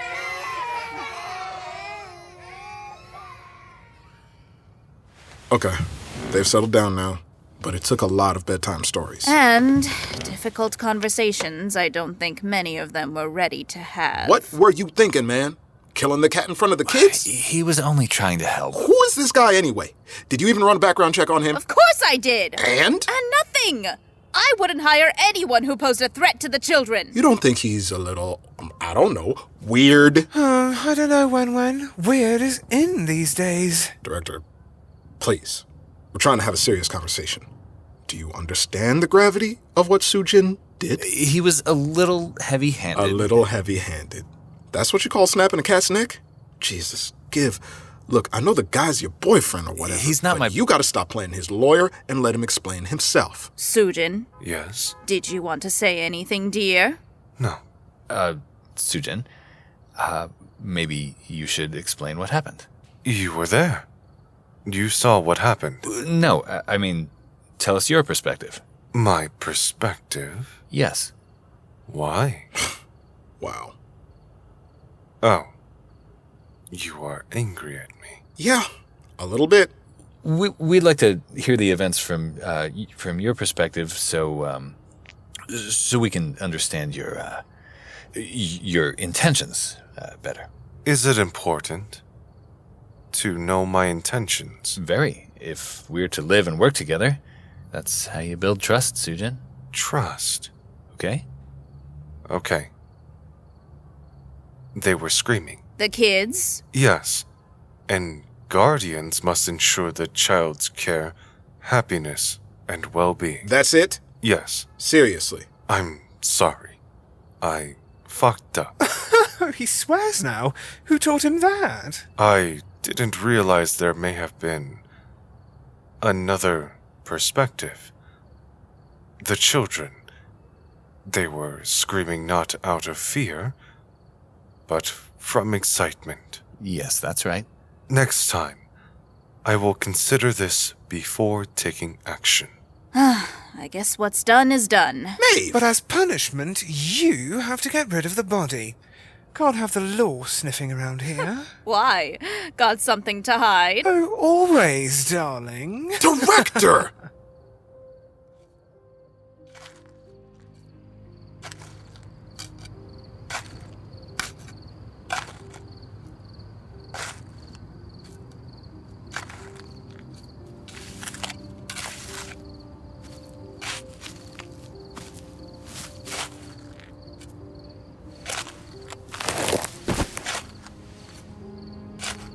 What are you doing?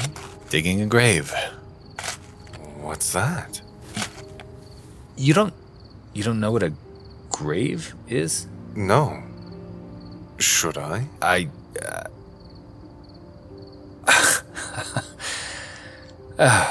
Sometimes I wonder about you. Mm-hmm. Nothing. I don't know what the customs are for your people, but in Silver City, we bury our dead in graves. Sometimes we cremate them, It depends on the person and their culture, really. Why do you bury them? Oh, I suppose the rationale behind it is to ensure the bodies decompose safely.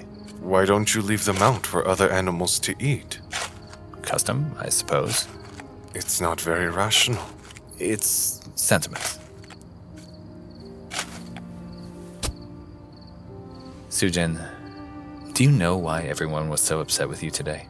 I misunderstood the situation and took away the children's excitement. Not quite. Oh?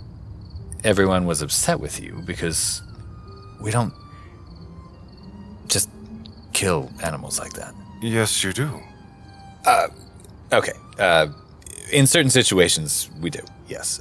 But in this situation, killing the cat was a disproportionate reaction. How so? Well, we should always try a more compassionate approach first. Instead of killing, you could have put out food for the cat, coaxed it into a calmer state, and then we could have taken it to the vet to receive proper care, perhaps a new home. That was the correct way to do things. It's the right thing to do, yes. There will be other situations that may not involve a cat. How do I know what the right thing to do is then? Okay, so imagine how you would like to be treated in any situation. For example, if you were the cat, would you rather experience hostility or care? Care, I think. Then you know what to do. Oh, that's easy. That's empathy. So, I take action based on my own preferences. That's one way of putting it, I suppose. I understand.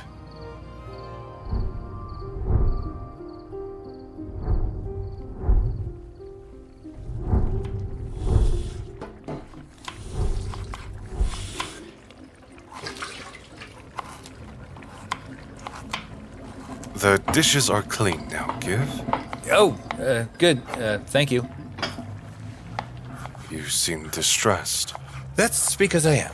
I'm not the best cook, but Maeve is down with a cold and everyone else is busy, so the kids will have to make do with soon. It's the only thing I can do that's relatively edible. Give! Your hand! Yeah, ouch. I think I burned myself. Does it hurt? It'll be fine. You have injured your hand. Hazards of cooking. You shouldn't cook anymore. I don't really have a choice, Sujin. The kids need to be fed. I'll do it. I appreciate your offer, but do you even know how to work a stove? Yes. Did you just lie to me? Yes. Thank you for worrying. Your skin tingles as you watch me cook. You bring your fingers to your cheek and you feel the ghostly imprint of my lips. You wonder briefly if you might be sick as well, because your heart is beating as fast as it does when you run. But you're standing still, so still, and yet you thrum with so much movement within. This is when you discover desire.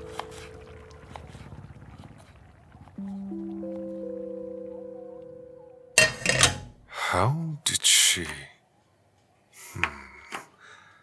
The knobs turn right, but they also turn left. Perhaps the images correlate to the strength of the fire. But they... I may fire.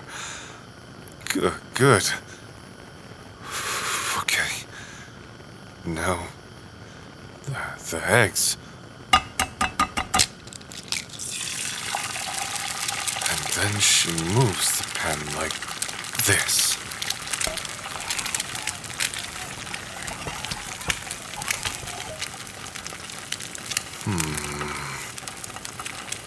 Now what? The eggs! What do I do? What do I do? Sujin, what do you... Oh my god, there's a fire!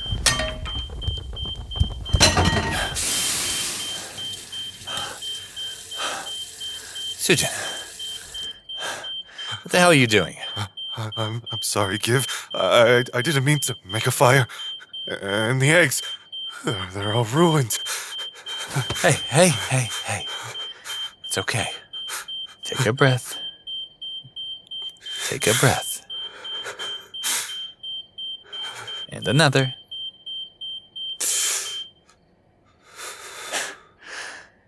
And another.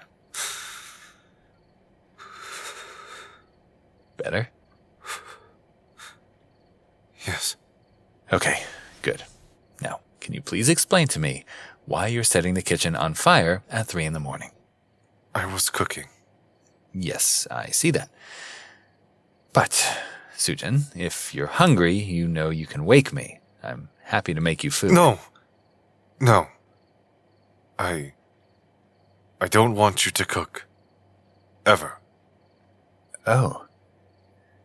Oh, well, yes, that might be for the best. I don't want you to get hurt.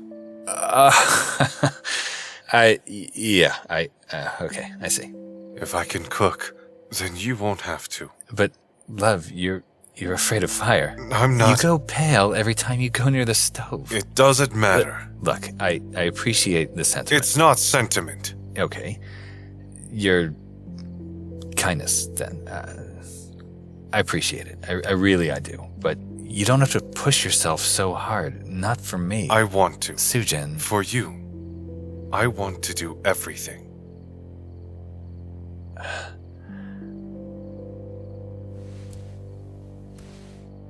Sujin? Give. I want to kiss you. Can I kiss you? Okay.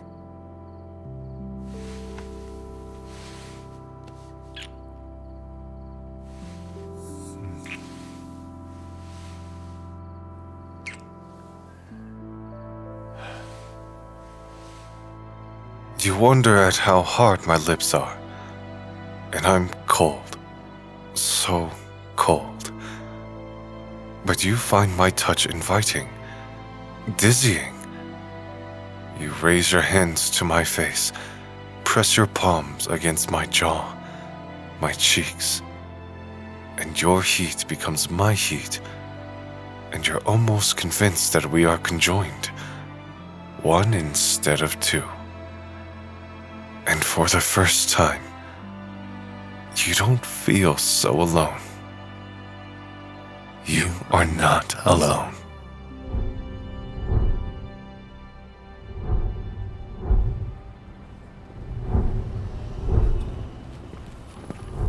Well, I hope we've got everything on the list. If we miss even one thing, Maeve will kill us. Maybe we should get a bottle of her favorite sherry. You want to bribe her? It's Maeve. Do you really think she can be bribed? She's only like that because it's your second Christmas with us. Everything has to be perfect.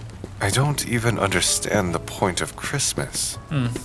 It doesn't really have much meaning for me, but it's nice to celebrate regardless, don't you think? I guess so. It just seems like unnecessary stress to me. At least the kids love it. And Aya is old enough to enjoy her present. What did you get her this year? Not another encyclopedia? No. I learned my lesson. I got her this. Oh, the stuffed bear. It looks like you. No, what? How? Look at the way it's frowning. So? It looks like a big ol' miser. Just like you. I'm not a miser. Okay. Ooh, what is it? That's a very pretty dress. Do you think Aya might like it? Maybe one day. That's a wedding dress. Oh? How do you know? It's all white, and it has a veil, see? Then that suit is a wedding suit. Yes. So you have to wear these to get married. Not precisely, but It's the standard for most Western weddings.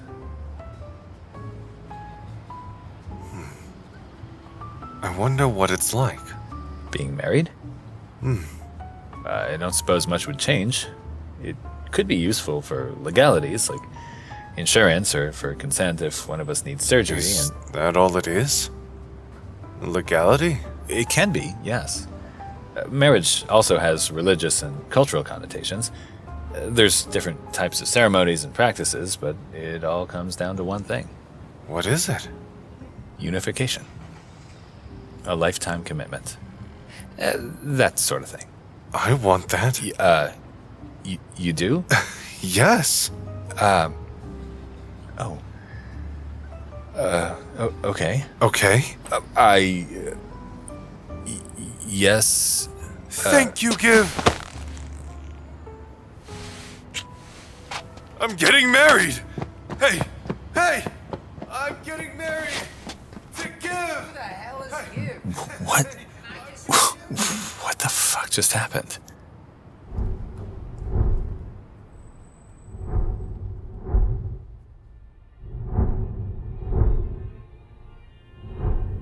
Oh, no! Oh, no. That colour is ghastly on you, darling. What? I think it looks fine. You didn't ask me along to your fitting just to be a pretty face, matron. Now be good and listen to Mama Hestia. Taylor, let's try a pine this time. Yes, sir. Of course. Ma'am, my apologies. Chop, the pine. Susu, darling, how are you getting on? I don't know about this, Director. Oh my God, Susu! That dress is dashing on you. It's so itchy. Yes, that's the fabric. Unfortunate, but can't be helped, I'm afraid. Now, stop fidgeting and let me take a look at you. The waistline could be pulled in a bit more, but it's overall a perfect fit. How do you feel in it, darling? It's a beautiful dress. Yes? But it's not me. Oh, very well. I suppose neither of you have good taste. Director? Suit and suit it is. Taylor, we need our other groom fitted for a suit. Something in blue, I think. You look very handsome. Thank you. You look very handsome, too. Would you rather I be in a dress? I want you to be comfortable, Sujin. And you'll always be beautiful to me, no matter what you wear. Okay. Do you need a hand? Yes, please.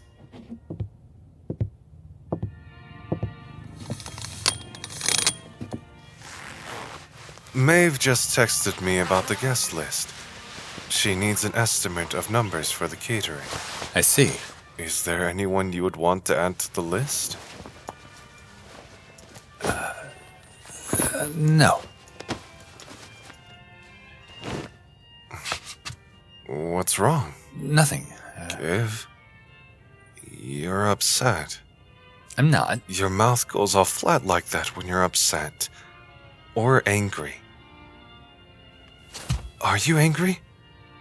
Did I say something wrong? I'm upset. Tell me. I grew up in Eden. Always considered myself an orphan. Yes, I know. But my father is still alive. He is? Yes. One of my first memories is of the day when he left me at Eden. I watched him from the window. All I could see was his back getting smaller and smaller. Well, he might be your biological parent, but he wasn't your guardian. I know. That's what we tell the kids. But it's hard sometimes. It's hard, especially during milestones like a wedding. I wish he could be there. To walk me down the aisle, to celebrate with me, to be in the wedding photos. It's silly. It's silly. He's a stranger to me, and I'm being silly. You're not. Thank you, my love. but I don't need him when I have you. Maybe we should. No. That's a Pandora's box best left unopened. Anyway, with a family as large as ours, an extra mouth to feed will push us over budget. Sujin, it's almost 3. We need to take the kids to their after-school activities. Owen and Maeve have it under control. Okay. Do you want to tell me what this is about? He's late. He should have been here half an hour ago. Who are we waiting for? It's supposed to be a surprise. You love surprises. Yes, generally I do, but I'm not sure if I like this one. Sujin? It's your... He's here. Impossible, man. Give?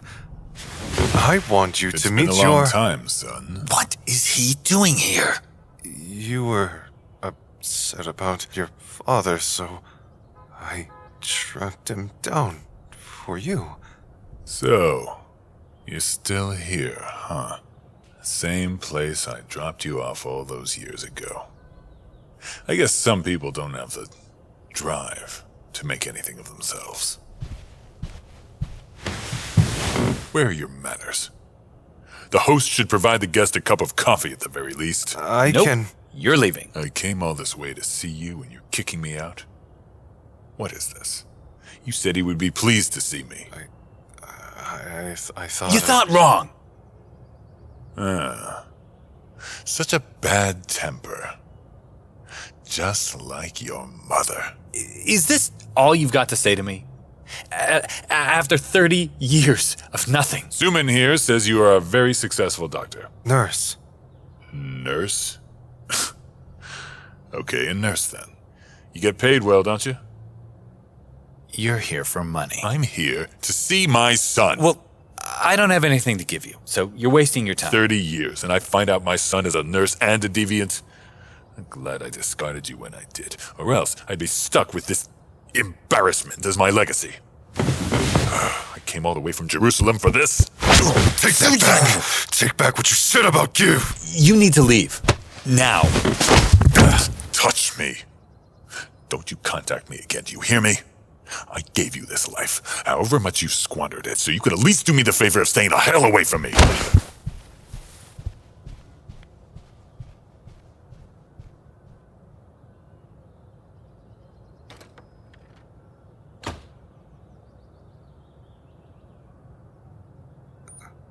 Kev? Well, that was an utter disaster. When I talked to him, he seemed eager to meet you. Thank you, love. I appreciate the gesture. Do you want me to kill him? What? No. Why would you think that? That's what I would want, if I was you. Come here, you impossible, unfathomable man. I told you, didn't I? I don't need him because I have you. You're all I need, Sujin. I'm sorry. No one is going to hurt you again. I'll do whatever it takes to protect you, Give. I promise. And you mean it. Every word of that promise. You have never been more certain. Yet you don't see what might lie behind your own sentiment. You don't see that it means 40 deaths after countless past, and the slow decay of your happy present.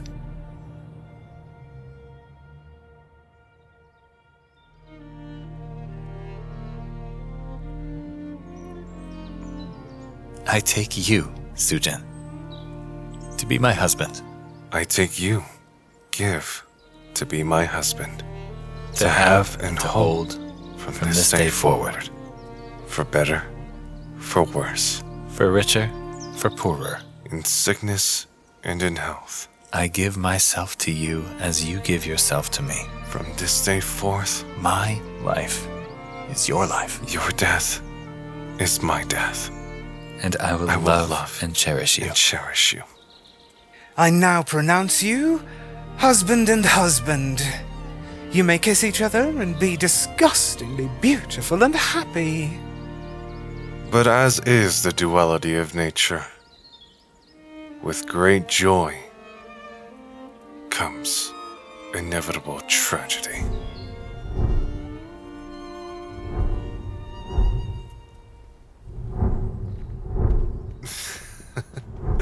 It's probably for the best that he won't remember this tomorrow.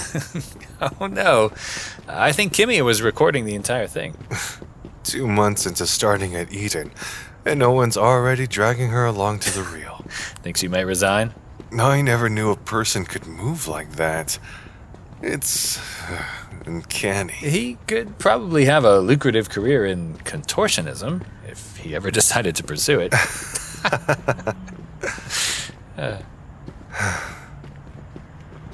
I wish we could have stayed longer. We don't ever really get to go out anymore. But poor Maeve is probably exhausted putting the kids to bed herself. So, we should hurry back. Yeah. Hey, why don't we have date night next week? Maybe a dinner and a movie? Oh, okay. I'd like that. Me too. Give. Give us everything you got in your pockets. Wallets, phones. Hand them over and we won't shoot. You don't want to do this. You see my friend over here? Yeah, that's the gun he's holding. You know what a gun does, moron, or do you need me to explain how it works? Turn around and leave. Or I'll give you my wallet. I'll give you everything I have. Just put the gun down. Stay back! Don't come any closer, or I'll shoot! You don't have to do this. We can help you. Give! Do you want to What are you doing? die? Empty your damn pockets! If you need a hot meal or a place to stay, we can help. I said, stay back!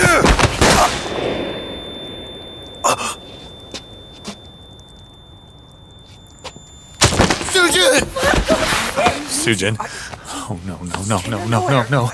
I told you to stay back. You're okay. You're all right. Call the ambulance. Sujin. Please, my love. Sujin.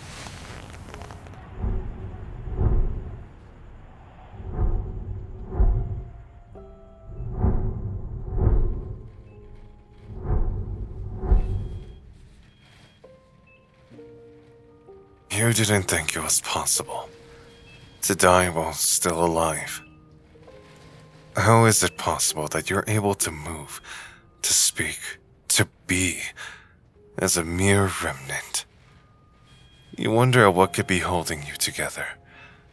The sheer obstinacy of your continuation. Everything living has been excavated, and yet you sit at my side, present with me in the fragile space between breaths.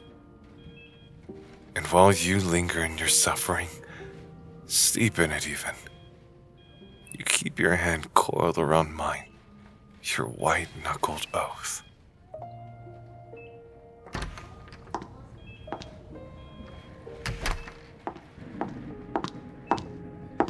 Anything? No. Nothing. Oh, well, at least he's still alive and figuratively kicking. When Roussouw wakes up, however, I expect him to pay for my next salon trip. I'm just dreading the white hairs I'm certain to get from all of this. I'm sorry, Director. Oh, hush, don't mind my griping. But I must say, you look positively exhausted, darling. Why don't you go home for a shower and a rest? I'll take over Roussouw hand-holding duties. No, I'm fine. Give? Please, Director, I need to be here. Oh, very well. I'll bring a fresh change of clothes for you then. Thank you. Oh.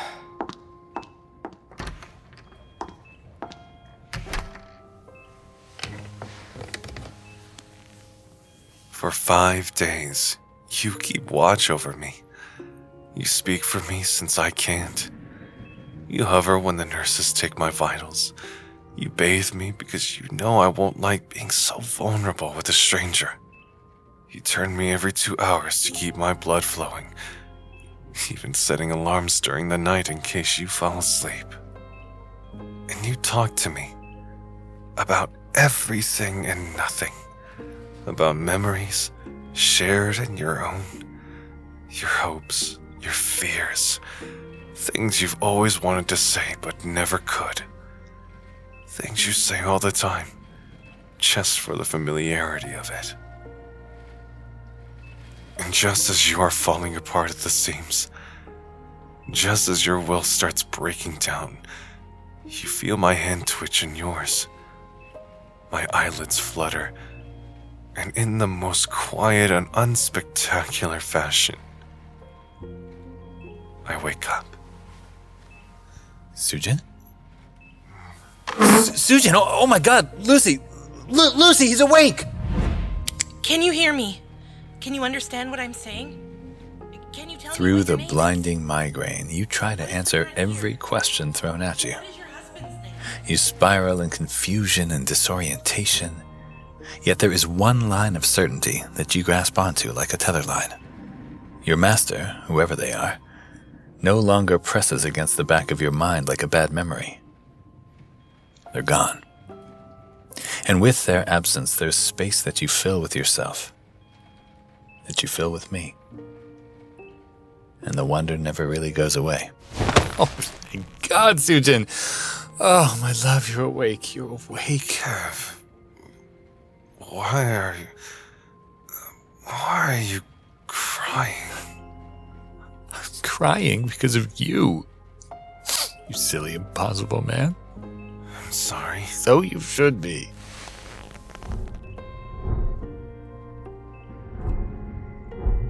You recover quicker than expected. Than is possible. A medical miracle, they call you. And you believe it? Life returns to normal after that. It's almost too easy, falling back into the rhythm of the day-to-day. Household chores, mundane errands, dribbling noses and grazed knees, bedtime stories, and a mountain of dirty dishes. But there are subtle changes that you also notice.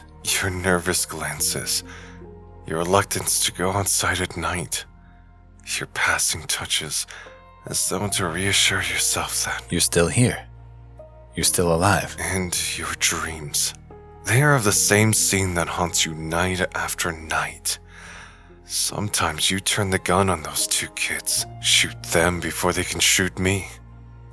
Most times I die in your arms, and you wake up screaming, like you've lost me all over again. And you're being watched. At first you think it's a coincidence. The same people passing you week after week. The same people lingering around Eden. The same people dogging your steps through the same districts. But you realize that you're not the only one that felt your freedom. The bullet was felt by your master. And they want you back. So you draw one of them into a trap. And when they take the bait, you threaten them with the gun you started carrying around. For protection, you assured yourself, for self-defense. But now, as you hold the gun to the sniveling man's head, you're not so sure anymore. Who sent you? I don't know what you're talking about. Who is your master? I don't have a master. Bullshit! You've been following me for weeks now. I've seen you outside of Eden. I don't know you, man. I'm just passing through. Just passing through. Sure, I'll buy that. But first, you have to convince me. No, please! Please! So, let's try this again. Who is your master? I can't say! What are your orders? Answer me, or I'll turn you into a walking torch! He sent me to keep an eye on you! That's it? And... What is it? You have to return to your master. No. You have to! Or what? What does he want you to do? I'm sorry, it's Master's orders.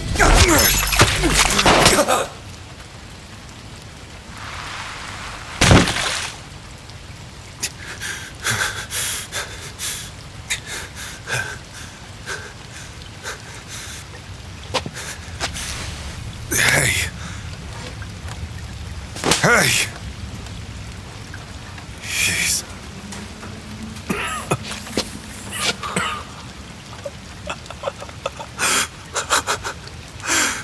He's alive!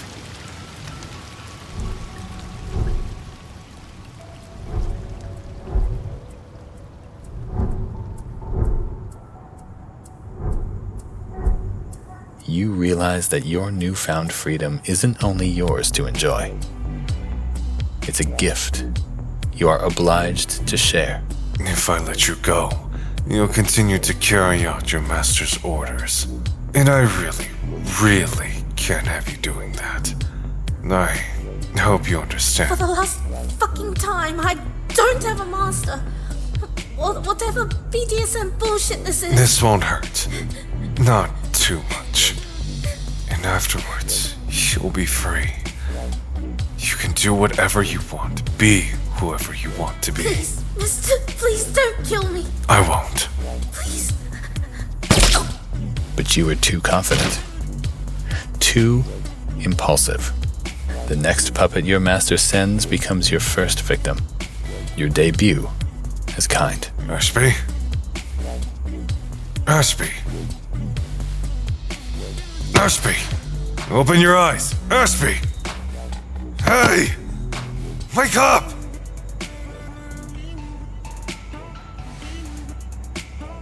Oh. You're dead. You don't feel anything. You think maybe you should. But it's just like when you killed the cat. There's such calm, such banality. So you straighten out her clothes, position her hands over her chest. You saw this in a movie once. And you simply walk away.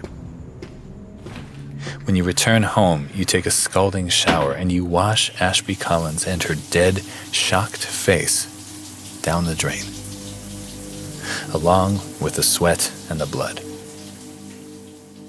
And you crawl into bed beside me. And when I ask you where you've been, you tell me you had to go for a walk to clear your head. And you believe me. You always believe me. And that's how it goes for the next 2 years.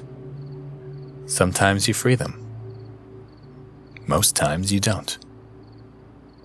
And it gets harder to do. The longer you're with me, the longer you're human, the harder it becomes to pull that trigger. To endure their pleading, their loathing, their weeping, their deaths. But you continue to be kind. You continue to raise the world to the ground.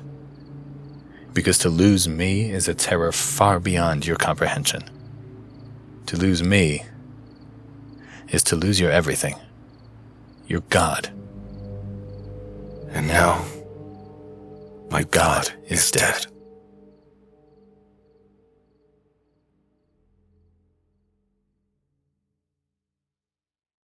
Sujin! What the fuck are you doing? Dana? Have you lost your mind? You're... Oh my god, oh my god! Are you okay? Easy. I know. But Dana, that's how he does it. Does what? It's how he brings him back.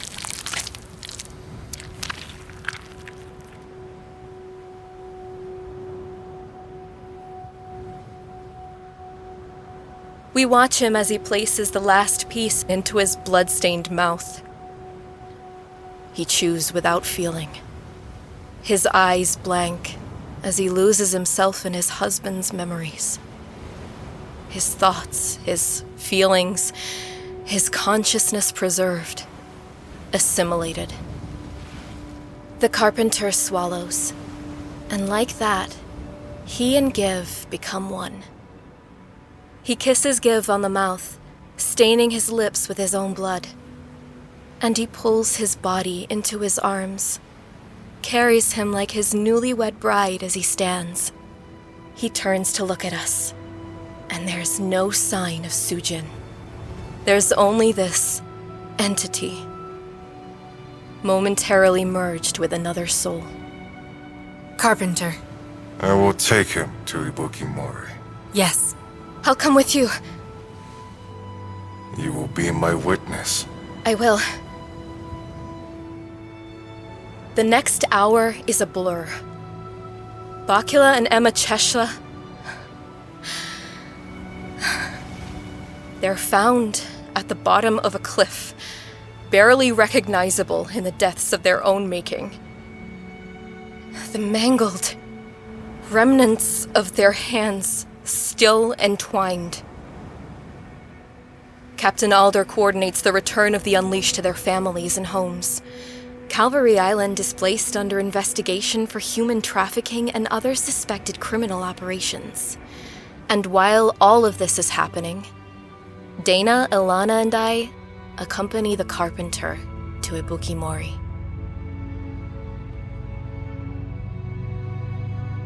It feels like a regular road trip, a respite of normalcy at the end of the world. Gives held upright in the Carpenter's arms, his head tilted towards the window, and his sightless eyes are witness to the rolling landscape and the brilliant blue sky. At times, the Carpenter would murmur into his ear, speaking to him of things none of us are privy to. Hours and hours and hours pass, and we arrive at the cabin.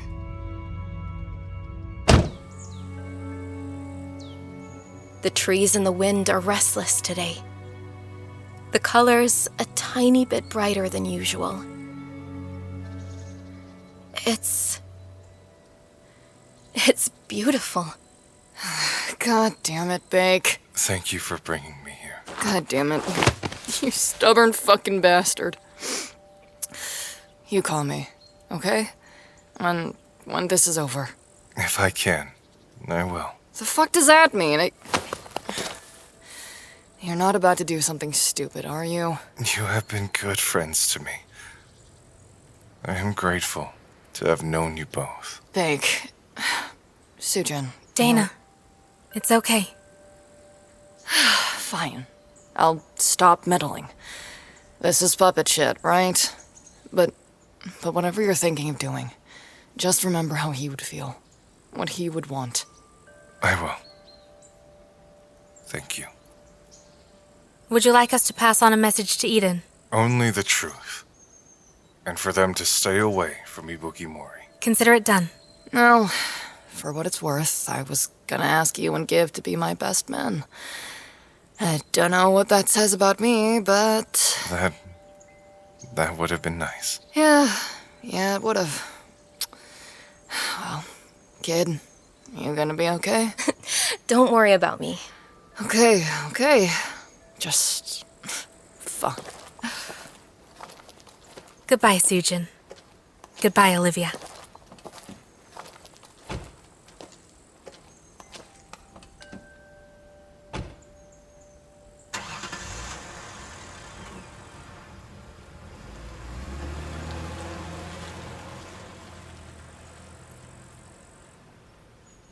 They'll be okay.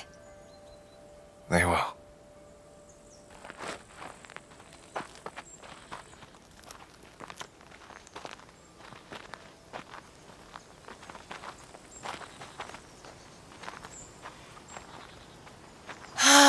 It's gorgeous out here, isn't it? I've never seen the sky so blue. The air feels nice and cold. It's like it's autumn already. I can hear them. Your people? Our people. Yes. Listen.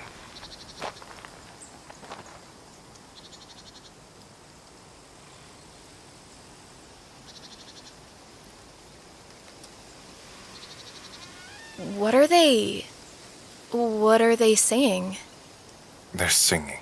About what? Rebirth. Renewal.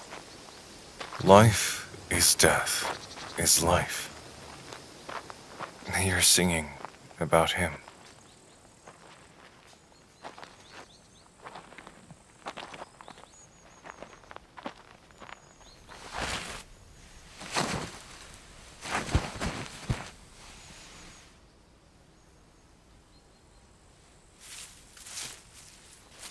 Here, let me help. No.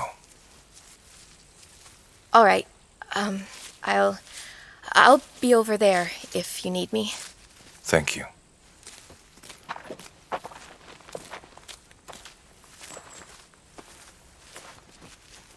Really? Here? At your mother's feet? Yes. Usually people meet their in-laws whilst alive. This must be a first. I wanted them to meet. She would have liked him. You barely remember her. She was kind. She used to tell me stories. About the L, about the humans. She admired their intelligence, their curiosity. But then, your siblings left. She didn't condemn them. She understood. And then she became petrified with the rest of them, without any regard to her one remaining child. I don't condemn her. I understand.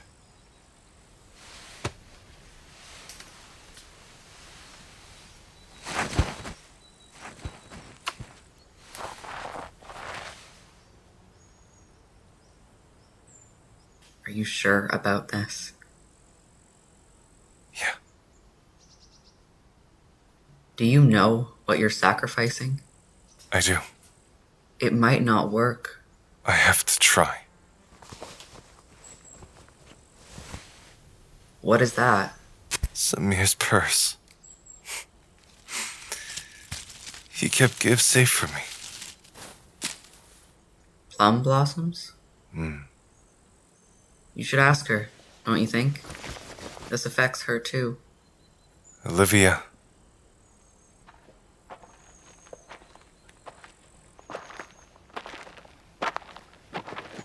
What I'm about to do. It's my last act as the carpenter. I know. Do you understand what that means for you? It means we'll become mortal. Yes. Your current body will be the last. If you die, you die. Just like humans. Just like humans. I think we'll be okay with that. Will you stay? For this? I'll be here for as long as you need me. Thank you. For a split second, terror shows stark on his face. And he looks so painfully young, like a child on the cusp of his worst fears realized. But as the whispers fall silent, and as the restless wind stills, the carpenter returns. With steely, inhuman determination, he grabs his right hand and rends it from himself.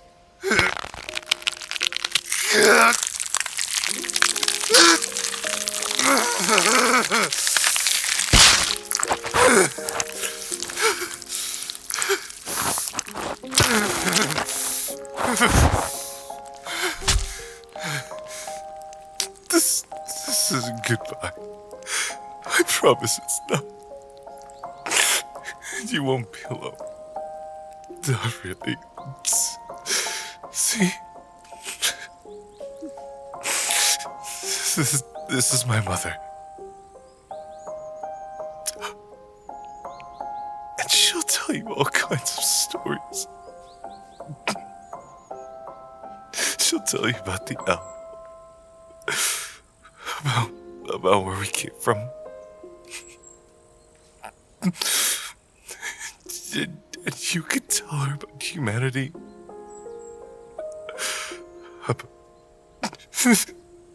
About us.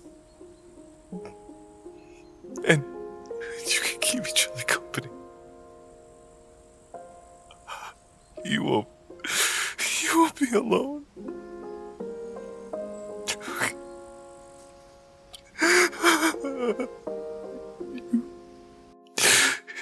You won't be alone.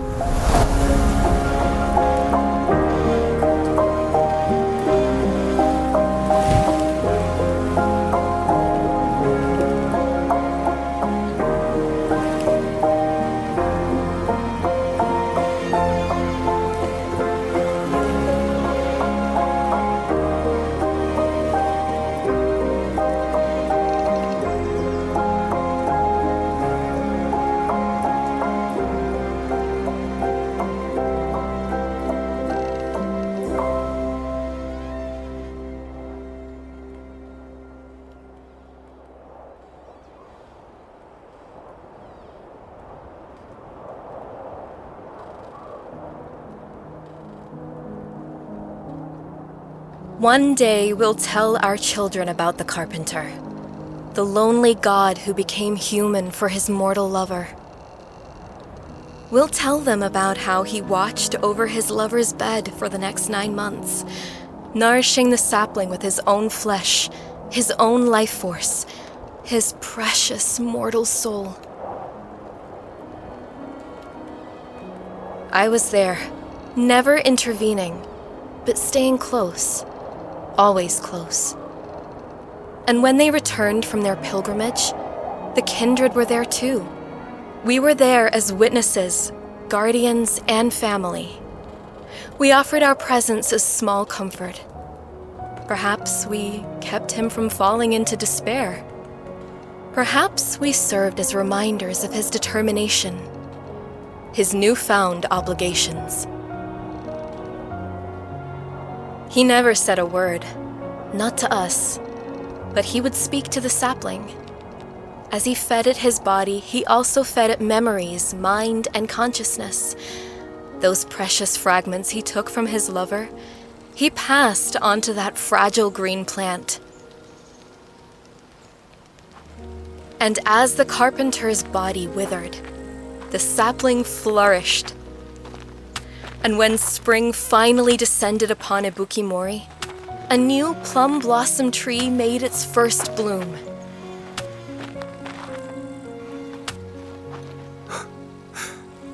It's blooming. There are so many flowers! What is it? Nothing. I think it's time. Are you sure? Yes. Here.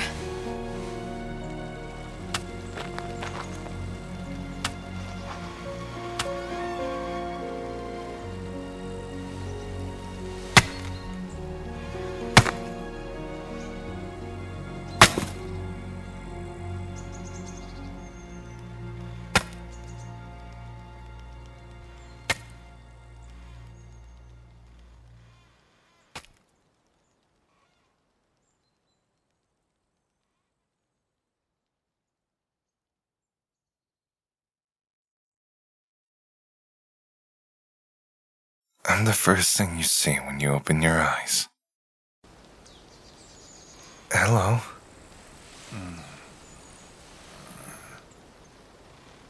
You look at me without recognition.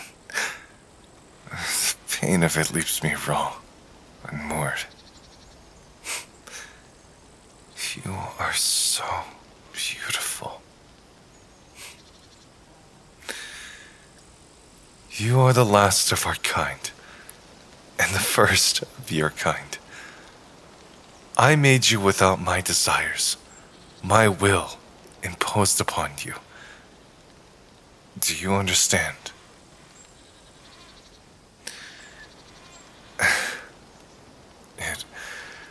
It means that you are born with free will. I have no more control over you than I do the wind. You are not bound to anything or anyone. I gave you the name, Give Hassan. I gave you his soul, his mind, his memories.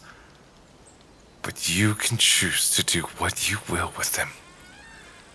Become him, my husband, my love, or take on another name, another life. This is your choice. And your choice alone. And he gives me a look. One that tells me his decision. And he stands on his new legs and walks towards his brothers and sisters. His siblings. And they welcome him into their arms. And he doesn't once look back.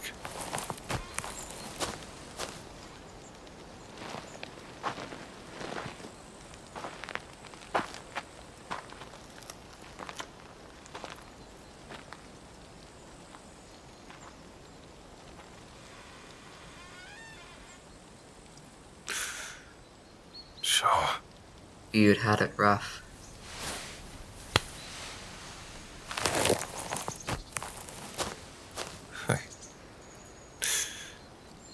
I did everything I could. You fought for so long. It's time to rest, brother.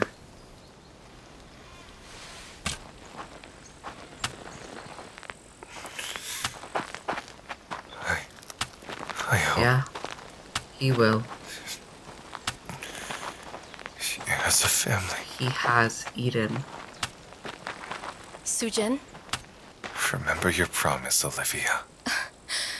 I know.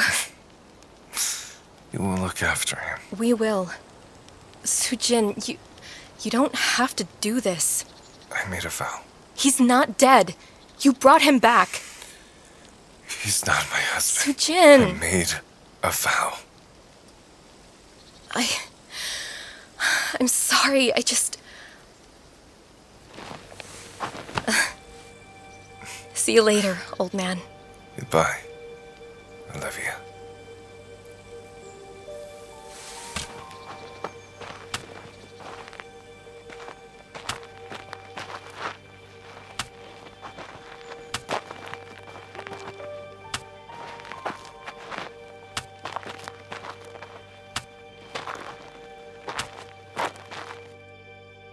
I have to ask, brother. One last time. Are you sure about this? This is where we spent our first days together. Such an ugly, draughty shithole. It's where we spent our wedding night. Don't. You'll only make this harder on yourself.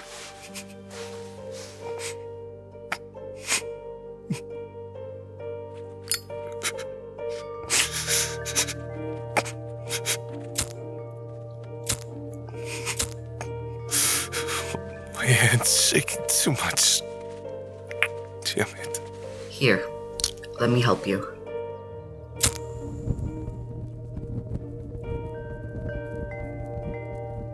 Together now. Okay. Okay.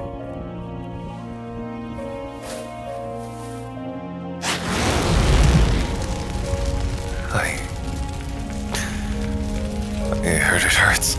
It's the worst pain imaginable. I'm afraid. There are easier ways to die, you know. No, I'm afraid of death. I've been alive for so long. Thousands and thousands of years. I've never known death. And now you're about to walk right into it. Will you be with me? I will, brother. I'll be with you to the very end. Okay. Okay. I'm ready.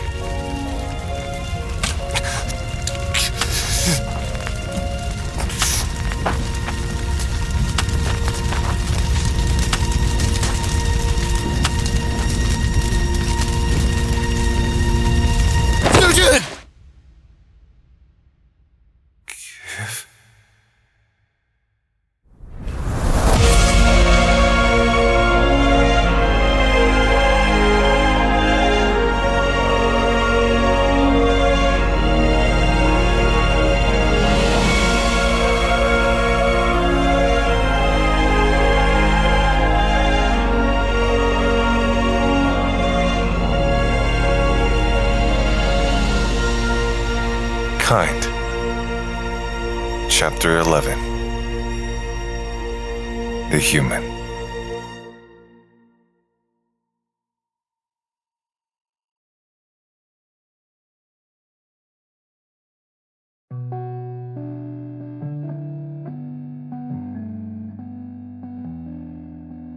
Chapter 11 stars Jiho or KoreHan as the carpenter, Kind, and Sujin Beck, GM Hakim as Giv Hassan and Darius Hassan, Skye Redden as Dana Liu, Bree Frankel as Ilana Stone, Athena Lee as Olivia Cheshler, Shykodah-Khi McGrath or Vyxenah as Emma Cheshler, Jeremy Tucker as Bakula Cheshler, Elias McDonald as Joa Birch, Sneha Kumar as Maeve Kelly, Daru, and Sylvia Dilstern, Patrick J. Delver as Owen Reed, Vanessa Benoit as Kimia Azar, J. Roussouw or J33721 as the director and the narrator, Hannah Elizabeth as Aya, Edenchild number 1 and number 2, Hayden Sullivan or Urchids as Oren, Austin Sharp as the fisherman and Officer Joe Ham, Harrison Chow or Sub-1 Optimal as Thomas Hurst and Officer Rashid Almas, Matt Doherty as Hansi Guard, Angry Man, Taylor, Mugger number 1, Willa Julius as Nurse Lucy, and James Reece as Angry Guard. Kind is produced by Madison Diaz. The script supervisor is Matt Doherty. The show consultant is Austin Sharp and James Reece. The Strange Kind studio artists are Elias McDonald and Eva Monique. Kind is written, directed, and sound designed by Jayan Huan. The sound effects and music for this show is sourced from Epidemic Sound. You can find the link to the full music credits in the description of this episode. Please follow, rate, and review to support our show. This has been presented by Strange Kind Studio.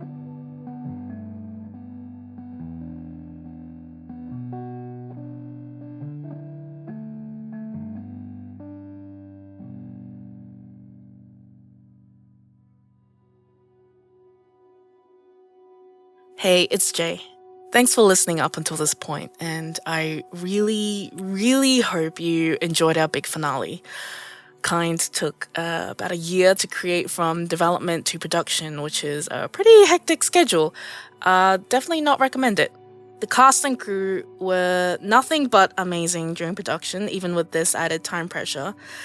And I think it's very evident that everyone poured their heart and soul into the show, dedicating precious time and resources to bring Kind to life in a way I never even thought possible. I honestly could not have asked for a more wonderful and generous cast and crew, and I'd like to thank them from the bottom of my gay little heart for making Kind a reality. If you enjoyed their work on the show, please do go and show them some love via their socials linked on our website in the description. You can also check out their other productions and shows and support them as a listener. And I know a good number of them are also Twitch streamers, so you can check out their channels as well. As a small non-profit collective and as a very green presence in the audio drama space, the best way to support us is to recommend us to your friends, family, fellow podcast listeners, anywhere online that allows you to make a recommendation. This space is, I think, very new, very small, which makes it amazing to work in, but also means that shows like ours really heavily relies on word of mouth recommendations. Giving us a follow, rating, and or review also helps make the show more visible. If you've already done any of those things, we really do appreciate your support. For 2025, our focus will be doing promotional work for Kind on our end, and we'll be writing and developing our next show, which we hope to go into production in the latter half of 2025. We also have our ongoing long-term production of Mercy, which is a queer eldritch western, which, now that Kind is fully released, we'll be able to continue releasing episodes for. The first episode is already up, so if you're a fan of grouchy gay cowboys and unhinged academics, you can check it out now on all podcasting platforms. As a studio, we're also looking for voice actors, artists / graphic designers, producers, techies, and all-around creatives to join our team for the next show. So if that sounds like you and you're interested, please do drop us a line at our website or email us at strangekindstudio@gmail.com. We would absolutely love to hear from you. Okay, I think that's all for now. Thank you again for listening. Until next time.